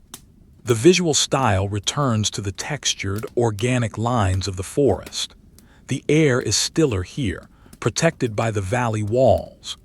The wind is just a whisper in the upper branches. The diplomat feels a wave of exhaustion. The tension of the river crossing has drained him. His eyelids are heavy lead weights. He wants to close them to sleep, but he must not. He forces himself to look at the trees, to count the branches. 1, 2, 3. The bark is rough, deeply furrowed. It looks like the skin of an old elephant. He imagines the tree as a living being sleeping through the winter, waiting. He envies the tree. It does not have to travel. It does not have to feel the cold. It just is. The sleigh levels out at the top of the bank. They are on a plateau again, but this one is forested. The trees are spaced out, creating a park-like effect. The snow is smooth and unbroken, a white carpet under the trees. The lantern light casts long, radiating shadows from the trunks, a wheel of darkness that rotates as the sleigh moves. The effect is dizzying, hypnotic. The diplomat watches the shadows spin. Dark, light, dark, light. It is a visual lullaby. The driver stops the sleigh. The sudden lack of motion is jarring. The silence crashes in. The horses stand with their heads down, their sides heaving. Steam rises from them in great clouds, obscuring the view. The driver climbs down. He moves stiffly, his joints popping. He walks to the horses, checking their feet, lifting each hoof to clear the packed snow and ice. The diplomat hears the clink of a metal pick against the shoe. It is a domestic sound, a sound of care. The driver pats the neck of the lead horse, a gentle rhythmic thudding of a gloved hand on wet fur. He murmurs something, soft and unintelligible. The horse nuzzles his pocket. He gives it something, a piece of sugar, a dried apple. The diplomat cannot see. The driver walks back to the sleigh. He checks the lantern. He opens the small door and inserts a fresh candle. The old one is just a puddle of wax. The new flame catches, burning bright and tall. The light intensifies, pushing back the shadows. The driver climbs back onto the bench. The wood creaks. He settles himself, wrapping the coat tight. He picks up the reins. Walk on. The sleigh lurches forward. The journey continues. The diplomat feels a renewed sense of security. The fresh light, the break, the return to the solid ground. He adjusts his blanket, tucking it under his chin. He is warm. He is safe. The cold is still there outside, but it cannot touch him. He is a kernel of life inside a shell. He watches the snow falling again. It is light, dusty snow sparkling in the new candle flame. It looks like gold dust. The road winds through the oak forest. The trees are majestic, ancient. They have seen empires rise and fall. They have seen thousands of sleighs pass this way. The diplomat is just another shadow passing in the night. He accepts his anonymity. It is a relief. He does not have to be the diplomat here. He is just a passenger, a man in a sleigh. He listens to the sounds of the night, the hiss of the runners, the thud of the hooves, the creak of the leather, the hoot of an owl distant and mournful. These are the sounds of the winter. They are the only language that matters. The political speeches, the treaties, the arguments, they are noise. This is silence. This is truth. The snow begins to pile up on the hood of the sleigh again. A new drift, a new shape. The diplomat watches it form. It looks like a miniature mountain range. He imagines climbing it, a tiny figure on a tiny mountain. His mind is drifting, untethered. He is half awake, half asleep. The boundary between the two states is blurred. The world is a dream. The dream is the world. The driver begins to hum. It is a low, tuneless sound, a vibration in his chest. It blends with the sound of the runners. It is not a song, but a drone, a sound to keep awake by. The diplomat finds it soothing. It is a human sound in the inhuman night. He tries to hum along, but his throat is dry and no sound comes out. He just listens. The forest begins to thicken again. The oaks give way to pines. The darkness deepens. The tunnel returns. The diplomat welcomes it. The tunnel is familiar. The tunnel is the road. The road is the life. He closes his eyes for a moment just to rest them. The image of the spinning shadows remains on his retina, a negative afterimage. He watches it fade. He is at peace. The cold presses against his cheeks, a lover's touch. It is intimate, possessive. It wants him, but the furs hold it back. The battle continues. The silent war between the heat and the ice. The diplomat is the battlefield. He is winning for now. The sleigh moves on, deeper into the night, deeper into the winter, towards a dawn that feels like it will never come. The visual texture of the scene remains consistent, a dark, grainy charcoal drawing on textured paper. The blacks are deep and rich, the whites are muted and soft. The lantern light is a warm stain in the center of the cold composition. The lines are heavy, deliberate. The atmosphere is thick, palpable. It is a world of weight and substance, drawn from the stuff of nightmares and dreams. The diplomat opens his eyes. The trees are still passing. The snow is still falling. The driver is still there. Nothing has changed. Everything has changed. Time has moved forward, but the night remains the same. It is the eternal night of the North. The diplomat sighs, a cloud of steam that joins the atmosphere. He is part of the weather now. He is part of the story. The sleigh rounds a bend and the trees open up slightly. A long straight stretch of road lies ahead, a tunnel of white and black. The driver flicks the reins. The horses pick up the trot. The rhythm quickens. Thud, thud, thud, thud. The sleigh glides faster. The wind picks up, whistling past the ears. The diplomat feels the acceleration. It is a rush, a flight. He is flying through the winter. He is the diplomat's sleigh, and he is journeying to the winter palace. The ascent from the river valley is a slow, grinding labor against the force of gravity. The road climbs in a series of long, sweeping switchbacks, carved into the side of the dark hill like scars on the earth's skin. The angle is steep, demanding every ounce of strength from the three horses. Their hooves strike the hard-packed snow with a heavy, dull rhythm. Clomp, pause, heave, clomp, that echoes through the frame of the sleigh. The diplomat feels the tilt of the vehicle deep in his spine, a constant backward pull that presses him deeper into the nest of furs. He is no longer sitting upright. He is reclining, suspended in a state of passive endurance, watching the dark canopy of the trees slide past overhead. The trees here are different again. They are old-growth spruce, their branches thick and heavy, laden with mounds of snow that look like white boulders suspended in the air. The darkness beneath them is absolute, a black void that the lantern light can only chip away at, revealing brief glimpses of rough bark and frozen needles before the shadows rush back in to reclaim their territory. As the sleigh climbs higher, the air changes. The damp, heavy cold of the river bottom is replaced by a thinner, sharper atmosphere.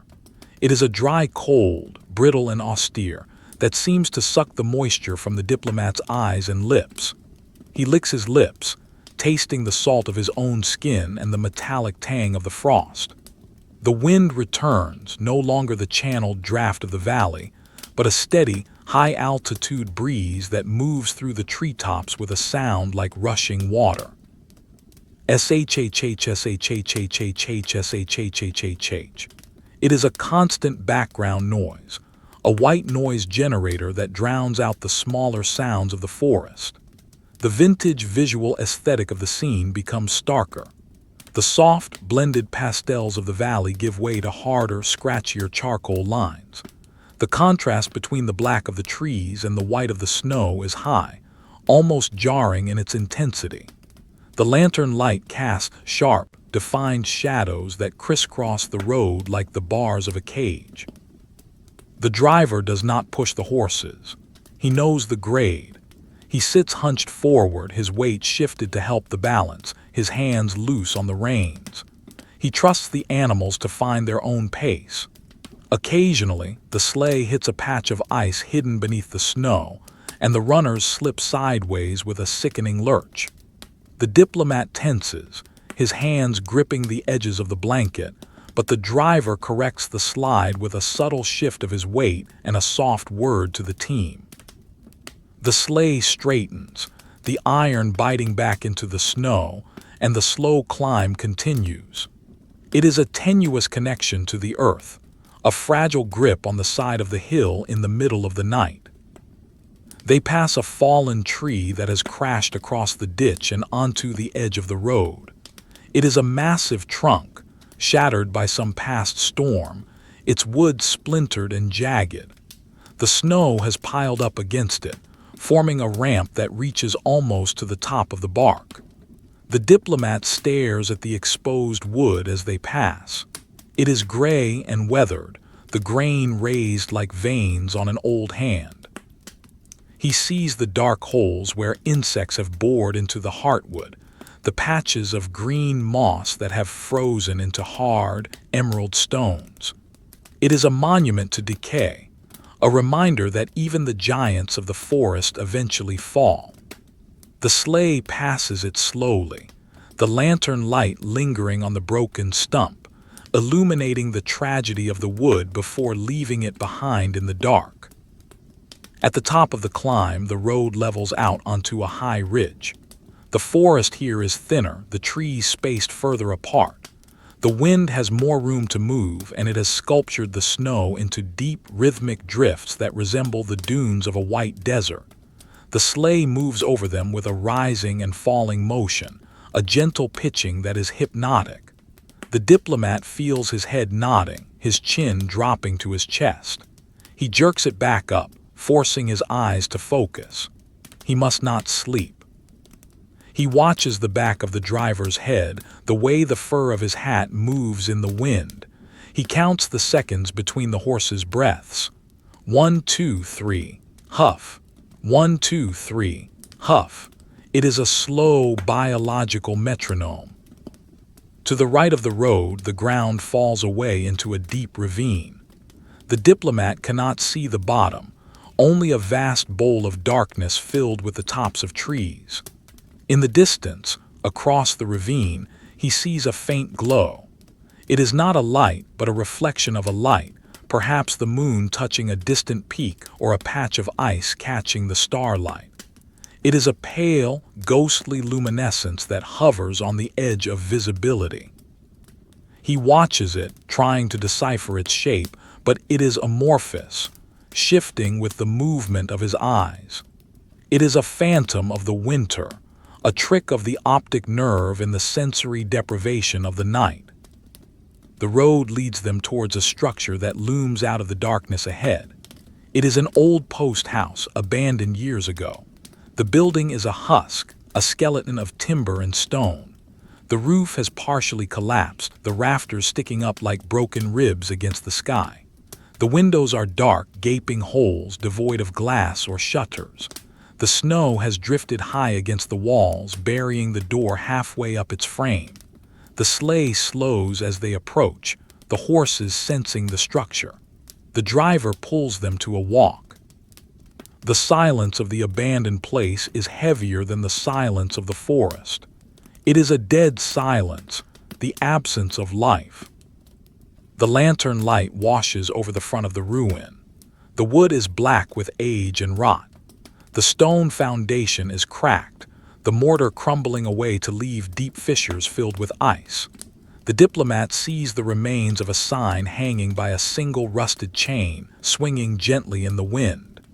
The paint has long since peeled away, leaving only the ghost of letters, unreadable in the gloom. He imagines the travelers who once stopped here, the warmth of the fire, the smell of soup and ale. Now there is only the cold wind blowing through the empty rooms, piling snow in the corners where people once slept. The vintage drawing style renders the ruin in heavy, smudged strokes of charcoal, emphasizing the decay and the emptiness. The shadows inside the window frames are deep pools of ink, suggesting that something might be watching, though the diplomat knows there is nothing there but the wind. The driver does not stop. There is no comfort to be found here. He clicks his tongue, urging the horses past the ghost of the way station. The sleigh glides by, the runners hissing on the snow. The diplomat turns his head to watch the building recede. He sees the snow piled on the remaining section of the roof, a precarious overhang that looks ready to slide at any moment. He sees a rusted lantern hook by the door, empty and bent. It is a sad, lonely sight, a testament to the indifference of the winter. The forest reclaims everything in the end. The wood rots, the stone cracks, the road fades. Only the snow remains. Beyond the post house, the forest closes in again. The trees are younger here, a dense thicket of pine and fir that crowds the road. The branches brush against the sides of the sleigh, a constant swish-swish of needles against wood. The smell of the pine is strong, released by the friction. It is a sharp, clean scent that cuts through the cold air. The diplomat inhales deep, filling his lungs with the aroma of the forest. It is a grounding scent, a reminder of the living world. He feels a sudden pang of homesickness, a longing for a place he cannot quite remember, a place with walls and a roof and a fire that never goes out. But the memory is slippery, sliding away like the sleigh on the ice. The snow begins to fall again. It is a fine, dry powder like dust or flour. It does not clump together like the wet snow of the valley, it flows like sand. It swirls in the wake of the sleigh, creating small tornadoes of white that dance for a second before collapsing.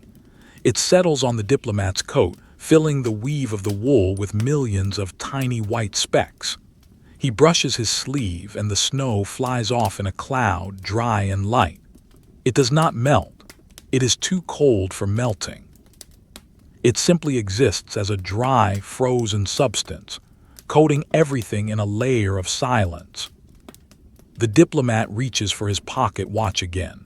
The metal is freezing, stinging his fingertips through the thin inner lining of his gloves. He presses the catch. The lid opens. The face is a pale moon in the darkness. The hands have moved, but the time still feels irrelevant. 4 o'clock, 5. The numbers are just abstract symbols. The only real time is the distance to the palace, and the palace is still far away. He snaps the watch shut and returns it to the warmth of his pocket. He wonders if the mechanism will freeze, if the oil in the gears will turn to gum and stop the ticking. He imagines the watch stopping, time freezing along with the rest of the world. A frozen watch in a frozen pocket in a frozen sleigh. The cold has seeped into the deepest layers of the furs. The diplomat can feel it against his legs, a cool presence that is not quite painful but definitely there. He shifts his position, tucking his feet under the opposite thigh, trying to preserve the core heat. He is a closed system, a battery slowly draining into the vast sink of the winter. He knows he has enough warmth to survive, but the comfort is gone. Now it is just endurance. He focuses on his breathing. In, out, in, out. The steam from his breath rises in a steady column, disappearing into the dark roof of the forest. The driver shifts on the bench. He reaches into his pocket and pulls out a piece of dried meat. He gnaws on it slowly, tearing off strips with his teeth. The diplomat watches the movement of his jaw, the way the muscles work under the skin of his cheek. It is a primal act, eating to fuel the furnace of the body. The driver does not offer any to the diplomat. It is not rudeness. It is simply the way of the road. Each man looks after his own engine. The horses, too, seem to sense the passage of time. They have settled into a slower, more economical gait. They are no longer lifting their legs as high. They are shuffling, sliding their hooves forward to conserve energy. The sound of their passage is quieter, a soft shuff, shuff, shuff. The road curves to the left, following the contour of the ridge. The trees on the inside of the curve are bent and twisted, shaped by years of prevailing wind. They look like old men hunched against a storm. The snow is drifted deep around their trunks, burying them up to their lower branches. The lantern light catches the texture of the snowdrifts, revealing the wind-sculpted ripples and ridges. It looks like a frozen sea, a white ocean caught in mid-wave. The diplomat finds the pattern mesmerizing. He traces the lines of the drifts with his eyes, following the curves and hollows. It is a landscape of infinite variation, yet it is all the same. Snow, wind, ice. A large owl swoops down from the canopy, a silent white shadow that crosses the path of the sleigh. It is huge, its wingspan wider than the road. It passes through the beam of the lantern for a split second, its feathers illuminated in stark detail. The intricate barring of brown and gray, the talons tucked tight against the body, the large, dark eyes fixed on some unseen prey in the underbrush. It makes no sound, no flapping, no cry. It is a ghost bird. The horses do not react. They are too tired, or perhaps they did not see it. The diplomat watches it disappear into the trees on the other side of the road. It was a moment of pure, wild beauty, a reminder that life continues even in this frozen desolation. The sleigh passes over a wooden culvert, the hollow rumble of the planks breaking the monotony of the snow. Rumble, rumble. The sound is deep and bass-heavy. Then they are back on the snow and the silence returns. The diplomat feels the vibration of the culvert in his feet. It is a physical sensation that lingers for a moment after the sound is gone. He wiggles his toes again. They are still moving. Good. The visual field is narrowing. The diplomat's eyelids are drooping, cutting off the top half of the world. He sees only the bottom of the driver's coat, the backs of the horses, and the snow rushing past the runners. The world is becoming a blur of gray and white. He fights the urge to close his eyes completely. He knows that if he sleeps, he will dream, and if he dreams, he might not want to wake up. The dream world will be warm. The real world is cold. He must stay in the cold. He forces his eyes open, widening them until they water. The tears freeze on his lashes, adding to the weight. The forest begins to change again. The dense thicket gives way to a stand of ancient cedars. These trees are massive, their trunks covered in shaggy, peeling bark that looks like fur. The branches are draped in hanging moss that has frozen into stiff, gray stalactites. In the lantern light, the forest looks like a Gothic cathedral, filled with pillars and arches and tattered banners. The smell changes too, from the sharp pine to a deeper, muskier scent of cedar and decay. It is an old smell, the smell of time itself. The sleigh moves through this ancient hall with a sense of reverence. The sound of the runners seems dampened, absorbed by the soft, rotting wood of the forest floor beneath the snow. The diplomat notices a change in the light. The darkness ahead is not as absolute as it was. There is a faint, barely perceptible graying of the sky to the east. It is not dawn, not yet. It is the false dawn, the precursor to the morning that is still hours away. It brings no warmth, no true light. It simply changes the quality of the darkness from black to charcoal. The stars, if there were any, would be fading. But there are no stars, only the heavy blanket of clouds. The diplomat watches this subtle shift. It is the first sign of change in hours. It offers a sliver of hope, a promise that the night will eventually end. But the promise is distant, cold. The driver notices it too. He sits up a little straighter. He adjusts his hat. He knows the road. He knows that the false dawn means they are more than halfway there. But he also knows that the coldest hour is yet to come. The hour before the true sunrise, when the world is at its lowest ebb. He urges the horses on. Hup, hup. The command is quiet but firm. The team responds, finding a new reserve of energy. The sleigh picks up speed, gliding faster over the snow. The texture of the ride smooths out. The road under the cedars is well protected, the snow packed hard and even. The sleigh feels like it is floating. The diplomat relaxes his grip on the blanket. He lets his head rest against the back of the seat. He watches the cedar boughs pass overhead, rhythmic shadows that stroke the interior of the sleigh. Swish, shadow, swish, shadow. It is a visual lullaby.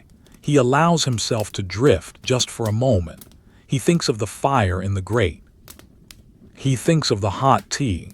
He thinks of the soft bed. But the cold pulls him back. A draft of icy air curls around his neck, finding the gap in his scarf. He shudders, pulling the wool tight. The cold is a jealous companion. It will not let him forget. He is here in the sleigh. The journey is the reality. The destination is a dream. The road straightens out, a long, dark corridor leading into the gray distance. The trees stand like guards on either side, motionless, silent. The sleigh moves down the center of the corridor, a small point of life in a geometric landscape. The perspective is perfect, the road narrowing to a point, the trees converging, the sky pressing down. It looks like a vintage etching, a study in perspective and atmosphere. The diplomat feels like he is traveling into the vanishing point, into the infinite. He listens to the sound of the runners. Hiss shhh. Hiss shhh. It is the language of the snow. It tells of the temperature, the texture, the depth. It tells of the miles traveled and the miles yet to go. He listens to the horses, clop thud, clop thud. It is the language of the earth. It tells of strength, of endurance, of duty. He listens to the wind, whoosh sigh, whoosh sigh. It is the language of the sky. It tells of emptiness, of vastness, of the indifferent universe. The diplomat closes his eyes again. He is not sleeping. He is listening. He is feeling. He is existing. The sleigh moves on. The night continues. The winter palace waits. The descent from the ridge of ancient cedars is gradual, a slow subsiding of the earth into a vast, flat basin of wetlands. The transition in the landscape is marked not by a sudden change in topography, but by a shift in the quality of the silence. The deep, resonant quiet of the heavy timber gives way to a thinner, more brittle silence, punctuated by the skeletal shapes of scrub willow and alder that rise from the frozen marsh like grasping fingers. The road here is raised on a causeway, a straight line of packed earth and stone elevated above the sleeping bog. To the left and right, the ground is a patchwork of snow and black ice, where pools of standing water have frozen into dark mirrors reflecting the nothingness of the sky. The visual aesthetic of the scene shifts to a study in delicate, scratchy lines. The reeds poking through the snow are drawn in fine strokes of charcoal, vibrating slightly in the draft of the sleigh's passage. The mist hangs low over the ground, a thick white vapor that curls around the horse's legs, obscuring the road's surface and making the sleigh appear to float on a cloud of frozen breath. The air in the marshland is heavy with moisture, a damp, penetrating cold that clings to the diplomat's face like a wet cloth. It is different from the dry, biting wind of the high plateau. This cold is insidious, seeping through the microscopic gaps in the wool, settling into the marrow of the bone. It carries the faint, sulfurous scent of decaying vegetation trapped beneath the ice, a smell of ancient, preserved earth. The diplomat pulls the fur blanket up until it covers his nose, breathing through the animal pelt to filter the dampness. The fur smells of musk and dust, a dry, comforting scent that contrasts with the wet world outside.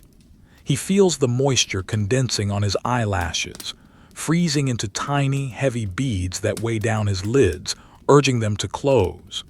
He blinks slowly, clearing the frost, his vision blurring and sharpening in a rhythmic cycle of fatigue. The driver has engaged the drag brake slightly, a metal shoe that presses against the rear runner to keep the sleigh from overrunning the horses on the subtle decline. The sound is a low, metallic scrape, grrrrshhh, grrrrshhh, that vibrates through the wooden frame of the vehicle. It is a harsh, mechanical sound, a friction that speaks of resistance and control. The horses are working differently now. Instead of the driving push of the ascent, they are holding back, their haunches lowered, their hooves placing carefully on the slick surface of the causeway. The diplomat can see the tension in their hamstrings, the way the muscles bunch and quiver under the dark gray coats. They are tired. The steam from their bodies is thick and voluminous in the damp air, creating a fog bank that travels with them, a moving microclimate of animal heat. Visibility is poor. The lantern light reflects off the mist, creating a wall of white glare that is difficult to penetrate. The beam catches the moisture droplets suspended in the air, turning them into a shimmering curtain of diamond dust. Beyond this curtain, the marsh is a void of gray shadows. Occasionally, a taller tree looms out of the fog, a spectral shape with twisted branches that seem to reach for the sleigh before receding back into the gloom. The diplomat watches these shapes pass with a detached curiosity. They look like sentinels of the bog, guarding the secrets of the mud and the ice. He imagines the life that lies dormant beneath the frozen surface, the frogs, the fish, the roots of the water lilies, all suspended in a state of cryogenic sleep, waiting for a thaw that feels an eternity away.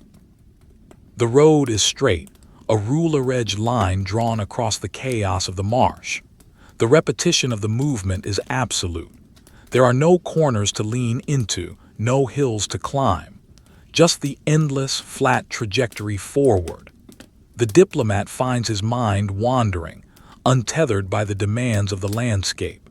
He thinks of the documents in his satchel, the heavy parchment sheets covered in wax seals and ink signatures. They are treaties of trade, agreements on borders, lists of tariffs, boring, necessary administrative weights that dictate the flow of grain and iron. He tries to recall the specific wording of the third clause regarding the timber rights, but the words dissolve in his mind, replaced by the rhythm of the sleigh. The intellectual world of the palace feels insubstantial compared to the physical reality of the cold. The only law here is thermodynamics. Heat moves to cold. Life struggles against entropy. The sleigh passes over an old stone bridge that spans a frozen canal. The canal is a black stripe cutting through the white marsh, the ice smooth and wind-polished. The bridge is narrow, the stone walls covered in thick cushions of moss that have frozen into green velvet rocks. As they cross, the hollow echo of the hooves changes pitch, becoming a sharp clack-clack on the cobblestones of the span. The sound rings out across the empty marsh, a lonely notification of their presence. The diplomat looks down at the canal. He sees the faint, straight lines of skate marks on the ice, evidence of travel from days ago, now preserved like fossils. Someone else has passed this way, gliding silently on steel blades. The thought is comforting. They are not the first. They will not be the last. Beyond the canal, the vegetation grows denser. The road enters a tunnel of willow thickets, the branches arching over to form a low, woven ceiling. The tips of the branches brush against the top of the diplomat's head, a soft, scratching sound like dry fingers running over the leather hood. Scritch-scratch, scritch-scratch. The sound is intimate, intrusive. It makes the diplomat duck his head instinctively, burrowing deeper into the safety of the furs. The lantern light plays across the complex lattice of the twigs, creating a moving tapestry of shadows that dance on the snow. The visual texture is incredibly detailed here. Thousands of fine, intersecting lines of black and gray, a chaotic scribble of nature that contrasts with the smooth, white surface of the road. The driver shifts his weight, reaching down to adjust the blanket across his own legs. His movements are stiff, slow. The cold has settled into his joints. He does not look back. He is a part of the forward momentum, a figurehead on the ship of the sleigh. The diplomat wonders if the driver is asleep, if the horses are guiding themselves. It is possible. The horses know the way. They are homing pigeons of the snow, drawn by the promise of hay and a warm stable. The diplomat trusts them. He surrenders his agency to the animals. He is merely cargo. A sudden gust of wind clears the mist for a moment, revealing a vast expanse of open water to the right. It is a lake that has not fully frozen, or perhaps a hot spring feeds it from below. The water is black and oily, steaming in the cold air. Patches of ice float on the surface, white rafts drifting in the slow current. The shoreline is rimmed with jagged ice shelves, pushed up by the movement of the water. The sight of the liquid water is shocking in this frozen world. It looks dangerous, cold, beyond reckoning. The steam rises in twisting columns, ghostly pillars that join the low clouds. The diplomat shivers, a deep, involuntary tremor that shakes his shoulders. The dampness of the open water seems to reach out and touch him. He turns his head away, focusing on the solid, comforting back of the driver. The snow begins to fall again, but here in the marsh, it is wet and heavy. Large, sloppy flakes that stick to everything they touch. They plaster the front of the sleigh in a layer of white stucco. They accumulate on the horses' backs, turning them into white beasts. They land on the diplomat's face, melting instantly and running down his cheek like cold tears. He wipes them away with a gloved hand, the leather damp and cold. The sound of the sleigh changes again. The wet snow acts as a lubricant, silencing the runners completely. The only sound now is the squelch thud of the hooves in the slushy track. It is a messy, labored sound. The elegance of the dry snow is gone, replaced by the slog of the wet winter. The diplomat's feet are numb. He can no longer feel his toes. He tries to wiggle them, but the signal from his brain seems to get lost somewhere in his shins. He feels a dull, distant panic, frostbite. He visualizes his toes turning white, then black. He forces himself to move his legs, to stamp his feet on the floorboards. Thump, thump. The vibration is faint. He does reach down and massage his calves through the layers of wool, trying to encourage the blood to flow. The movement is exhausting. The layers of clothing fight him, stiff and heavy. He gives up after a minute, sinking back into lethargy. The cold is a narcotic. It whispers that it is easier to be still, to be quiet. The road rises slightly, climbing out of the deepest part of the bog. The vegetation thins out again. The mist recedes. They are entering a region of flat agricultural fields, lying fallow under the winter blanket. The landscape is a study in minimalism. A horizontal line separates the white earth from the gray sky. There are no trees, no fences, no houses, just the white and the gray. The vintage drawing style becomes incredibly sparse here. Vast areas of negative space, with only the faint texture of the paper to suggest the snow. The sleigh is a small, dark ink blot moving across a blank page. In the distance, a line of poplars marks the edge of a great estate. They are tall, vertical strokes of charcoal, evenly spaced, standing like soldiers in formation. As the sleigh approaches, the trees gain definition. Their branches are swept upwards, broom-like, holding the snow in their vertical forks. They form an avenue, a grand entrance to nowhere. The sleigh enters the avenue, moving between the rows of trees. The sense of perspective is powerful. The trees rush past in a rhythmic blur. Tree, space, tree. Space, the diplomat counts them. 100, 101. The repetition is soothing, a visual chant. The wind picks up in this open corridor. It whistles through the poplar branches, a high, thin note. Wee-you. It rocks the sleigh gently. The lantern light swings, casting long, oscillating shadows that sweep across the road like the hands of a clock. The diplomat watches the shadows. They lengthen and shorten, lengthen and short. He feels like he is inside a giant mechanism, a clockwork world of gears and pendulums. The horse's hooves are the ticking. The runners are the sliding weights. He is the mainspring, wound tight and slowly unwinding. He remembers a ball at the palace years ago. The music, the waltzing couples, the heat of 1,000 candles. He remembers the feeling of silk, the taste of champagne. It feels like a hallucination now. Did it ever happen? Or has he always been here in the cold? The memory fades, replaced by the sensation of the rough wool against his cheek. This is the reality. The wool, the wood, the ice. The driver slows the horses. Ahead, a large shape blocks the road. It is a herd of deer crossing from one field to another. They are dark silhouettes against the snow, frozen in the lantern light. Their eyes glow green-gold, reflecting the flame. There are dozens of them, a river of animals flowing across the track. The driver waits. He does not shout. He does not crack the whip. He simply lets them pass. The diplomat watches them. They move with a silent, fluid grace, their hooves making no sound on the soft snow. They are spirits of the forest, moving on their own secret errands. A large buck stops and looks at the sleigh, his antlers a magnificent crown of bone. He snorts, a puff of white steam, then turns and follows the herd. The road is clear. The driver clicks his tongue. The sleigh moves on. The encounter leaves a lingering sense of wonder. The world is not empty. It is full of life, hidden and silent.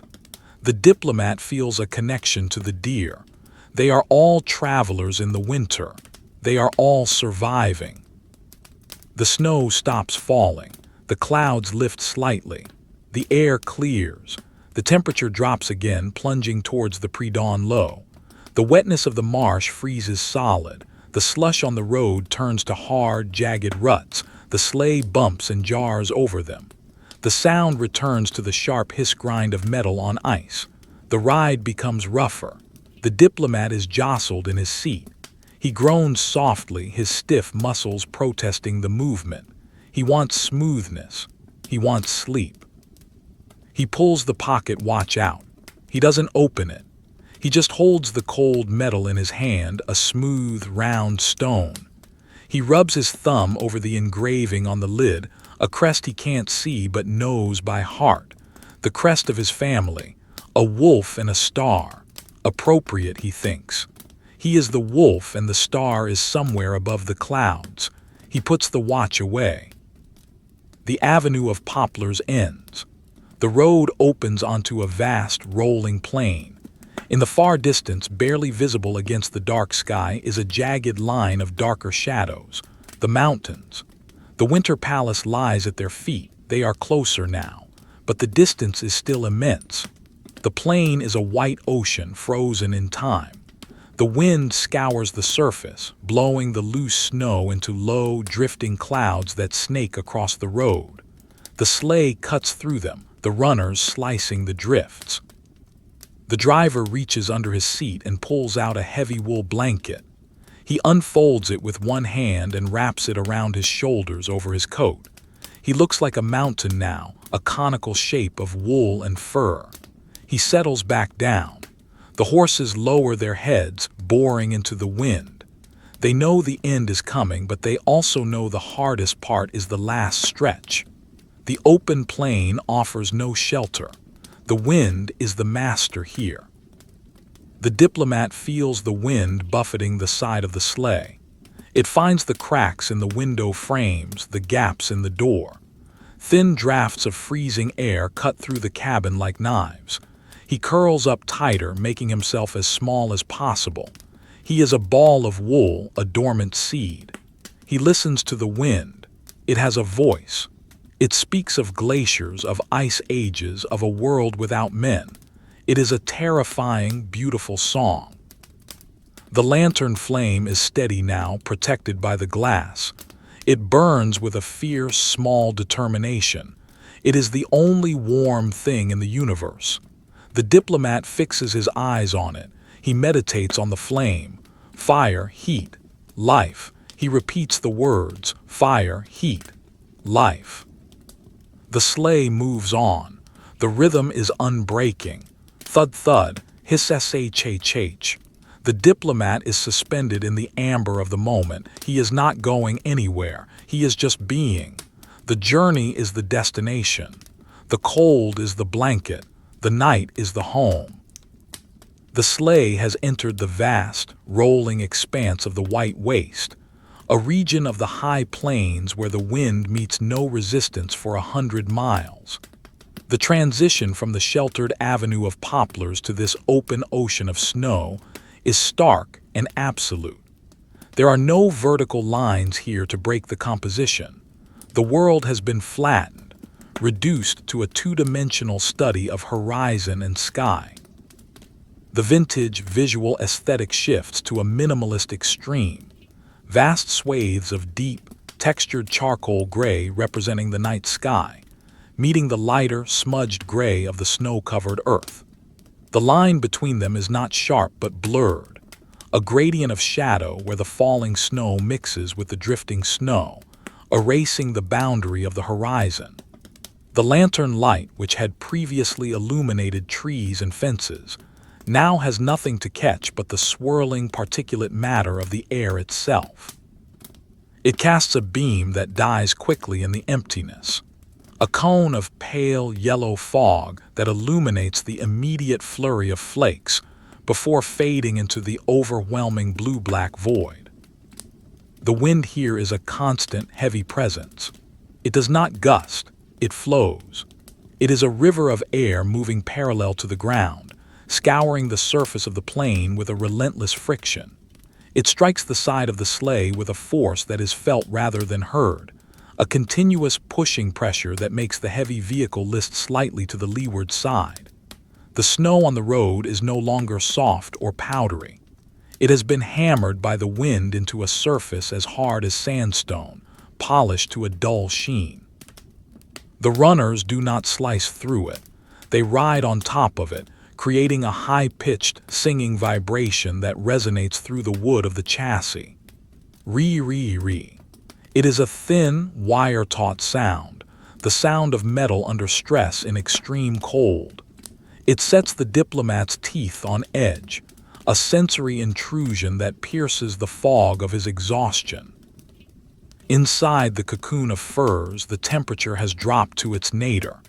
It is the dead hour of the night, the deepest trough of the winter cycle. The cold is no longer an external element. It has become the atmosphere of the sleigh. It radiates from the leather of the seat, from the wood of the floorboards, even from the buttons on the Diplomat's coat. He feels it as a solidity, a stiffening of the air that makes every movement difficult. When he turns his head, the collar of his coat crackles, the frozen moisture in the wool snapping like dry twigs. His breath does not cloud anymore. It freezes instantly upon exiting his mouth, falling as a fine dust of ice onto the front of his scarf. He brushes it away with a clumsy, gloved hand, the crystals feeling like sand against the leather. The driver has become a monolith. He has stopped moving entirely, locking his body into a posture of conservation. His head is tucked down between his shoulders, his chin buried in the sheepskin collar. The snow has coated his back and hat in a thick, uniform layer, streamlining his shape until he looks like a natural formation of the landscape, a rock or a stump that happens to be guiding a team of horses. He does not use the reins to steer. On this straight, featureless road, there is no steering to be done. He simply holds the leather straps to maintain the connection, a lifeline of tension that tells the horses he is still there, still conscious. The horses, too, have entered a trance state. Their heads are low, almost touching the snow. Their legs move with a mechanical, piston-like efficiency, driven by muscle memory and the instinct to keep moving or die. The frost on their coats is thick and white, turning them into ghost horses, spectral figures pulling a shadow through the night. The visual texture of the snow on the plain is mesmerizing in its monotony. In the faint spill of the lantern, the Diplomat can see the sastrugi, long wave-like ridges carved into the hard pack by the wind. They run diagonal to the road, an endless series of frozen ripples that look like a petrified sea. The sleigh bumps over them with a rhythmic jarring, thud thud, thud thud, that travels up the spine. The shadows cast by these ridges are long and sharp, deep slivers of black ink on the gray paper of the ground. They seem to move as the light passes, stretching and contracting like fingers scratching at the earth. The Diplomat watches them with a glazed stare. He tries to find patterns in the chaos, shapes in the shadows, but there is only the repetition of the wind's work. Ridge, shadow, flat. Ridge, shadow, flat. It is a visual loop that numbs the mind as effectively as the cold numbs the body. The Diplomat's mind begins to detach from the physical reality of the journey. He floats in a hypnagogic state, a borderland between wakefulness and sleep where the linear progression of time dissolves. He finds himself thinking of the color red, the deep, rich red of wine, the bright red of a uniform, the glowing red of a dying ember. He craves the color, a visual antidote to the endless blue and gray of the night. He imagines a red room, warm and enclosed, with no windows to show the winter. The image is vivid, almost hallucinatory, hovering before his eyes like a lantern slide projected onto the dark air. Then the sleigh hits a particularly hard ridge, jolting him back to the present, and the red room shatters into shards of gray ice. He is back in the box of wood and fur, traveling through the void. He reaches into his pocket, his fingers stiff and uncooperative, searching for the small notebook he carries. He finds the leather binding, cold and smooth. He does not take it out. To expose his hands to the air would be foolish. He simply holds it, tracing the embossed edge with his thumb inside the pocket.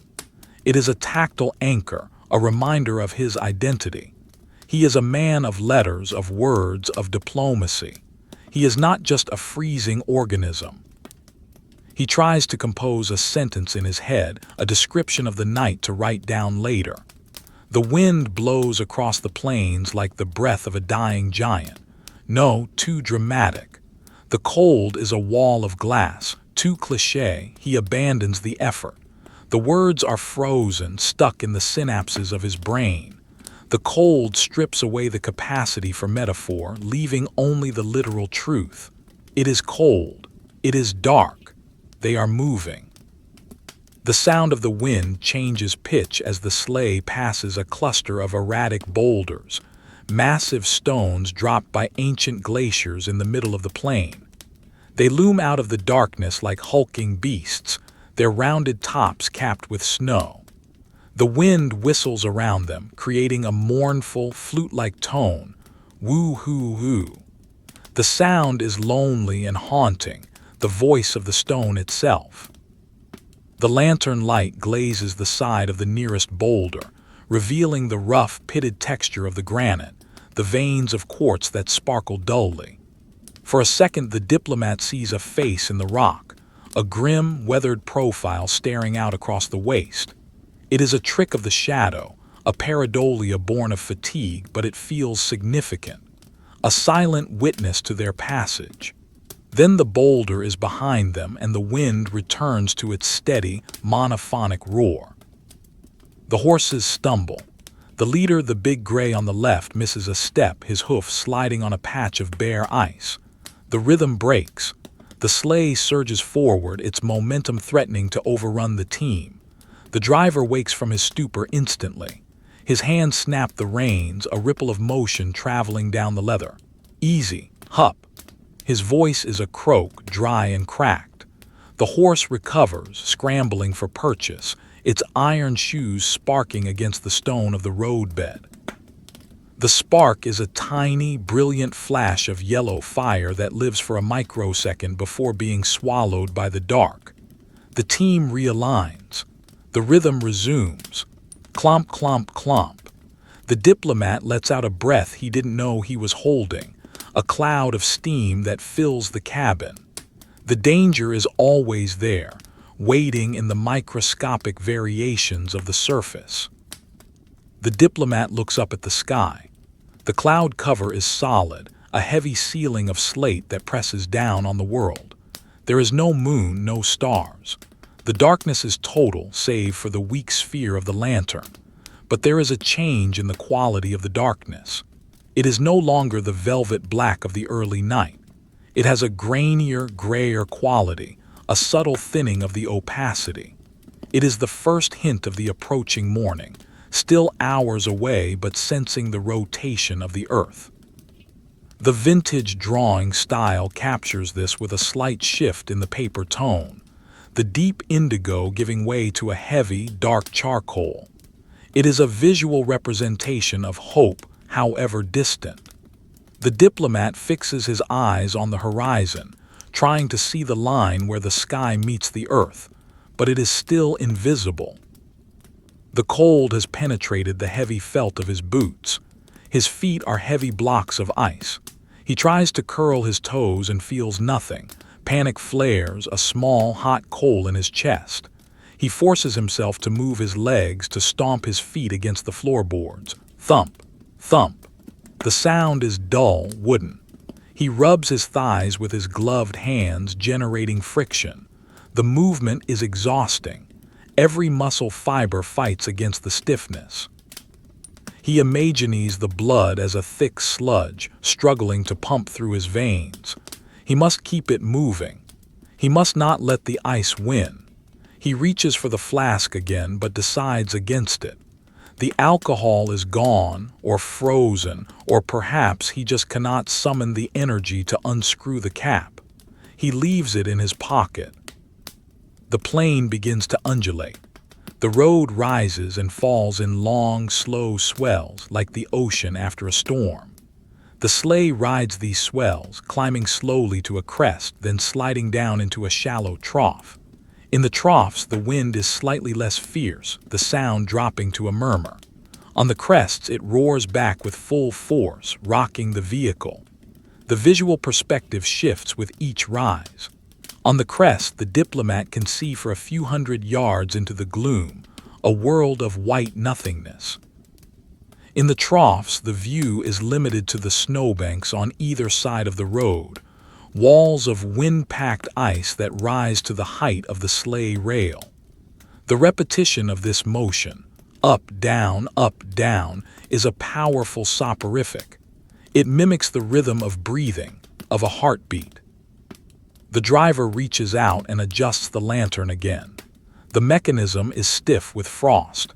He hits it with the heel of his hand, thwack to loosen the ice on the hinge. He opens the door quickly, shielding the flame with his body. He trims the wick with a pinch of his gloved fingers, a dangerous maneuver that he performs with practiced ease. The flame flares up, burning cleaner and brighter. The yellow light intensifies, pushing back the shadows of the snowdrifts. The Diplomat watches the play of light on the driver's coat. The texture of the sheepskin is magnified, every tuft of wool standing out in high relief. The snow crystals caught in the fleece glitter like diamond dust. It is a moment of intense visual clarity in the blur of the journey. A shadow crosses the road ahead. It is low and fast, moving from right to left. A fox. It is a small, compact shape, its tail a brush of dark fur. It pauses for a split second in the center of the track, one paw raised, looking back at the approaching monster of wood and iron. Its eyes are two tiny pinpricks of green fire. Then it is gone, diving into the snowbank and vanishing into the white waste. The Diplomat feels a sudden kinship with the animal, a fellow survivor. A solitary spark of life in the dead landscape. He wonders where it is going, where it will sleep. Under a rock, in a burrow. The thought makes him appreciate the furs around him. He has a burrow. He is traveling in his home. The snow begins to drift across the road in earnest now. These are not falling flakes, but ground blizzard snow, lifted from the surface by the wind and driven in horizontal sheets. It flows like water, a river of white smoke that obscures the ground. The horses are wading through it, their hooves disappearing into the mist. The sleigh runners cut through it, leaving a wake that fills in instantly. The visual effect is disorienting. The ground seems to be moving while the sleigh stands still. The Diplomat feels a wave of vertigo. He grips the rail of the seat, anchoring himself to the solid frame. The world is fluid, unstable. Only the sleigh is real. The sound of the runners changes again. They have hit a stretch of gravel blown bare by the wind. Scritch, scrunch, grind. The noise is harsh, abrasive. The iron skids on the stones, sending vibrations shuddering through the floor. The driver guides the horses to the edge of the road, seeking the snow on the shoulder.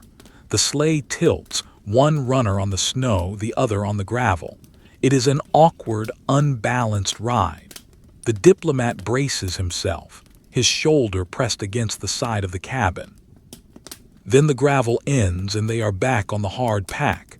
The hiss returns. The balance is restored. The Diplomat's eyelids are heavy curtains. He fights to keep them open. He tries to count the seconds. 1 Mississippi, 2 Mississippi, 3. He loses count. His mind drifts to the palace again. He imagines the gates opening. The warmth of the courtyard, the smell of roasting meat, the sound of trumpets. It is a seductive dream. He shakes his head, physically forcing the image away. Not yet.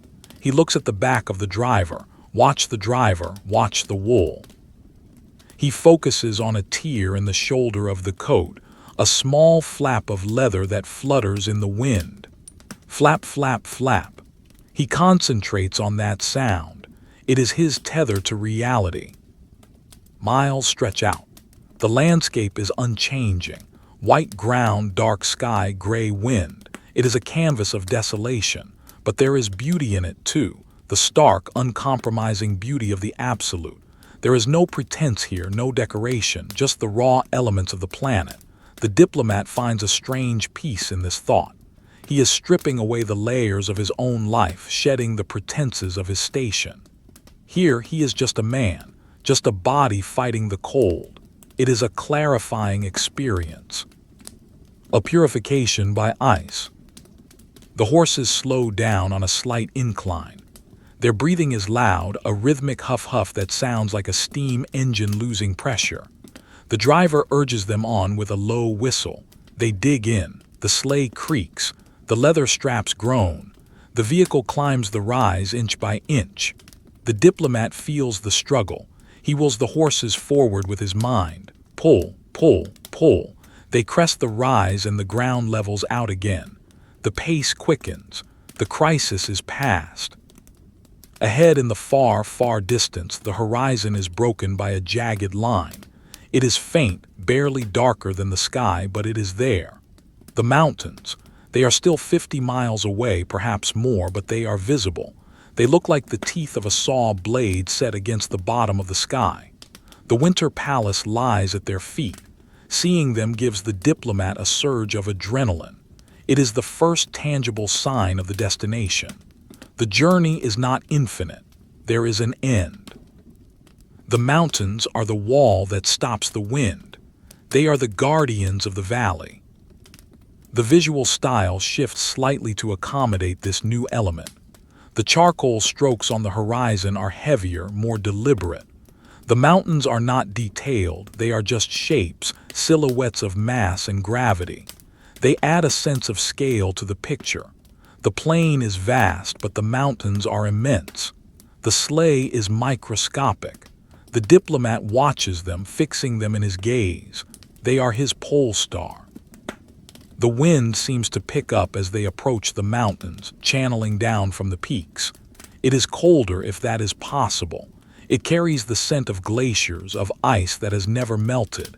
It strikes the sleigh head-on, slowing their progress. The horses bow their heads lower. The driver hunches tighter. The diplomat buries himself deeper. They are entering the final leg, the approach to the high country. The resistance is increasing. The winter is fighting back. The lantern flickers violently, the flame dancing a frantic jig in the glass box. Shadows leap and twist inside the sleigh, distorting the diplomat's face, the driver's back. For a moment it looks like the light will go out. The darkness presses in, eager to consume them, but the flame holds. It settles back to a steady burn. The shadows retreat.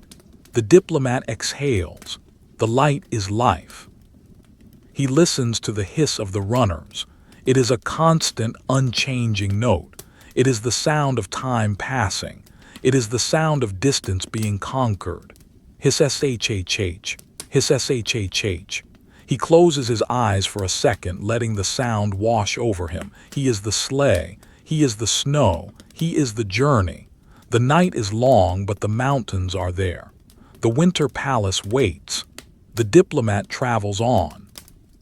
The transition from the high plains of the white waste to the foothills of the iron mountains is not marked by a sudden gait or a change in the road's surface, but by a subtle shift in the architecture of the wind. On the open flats, the wind was a broad, horizontal river, pressing against the sleigh with a uniform, relentless weight.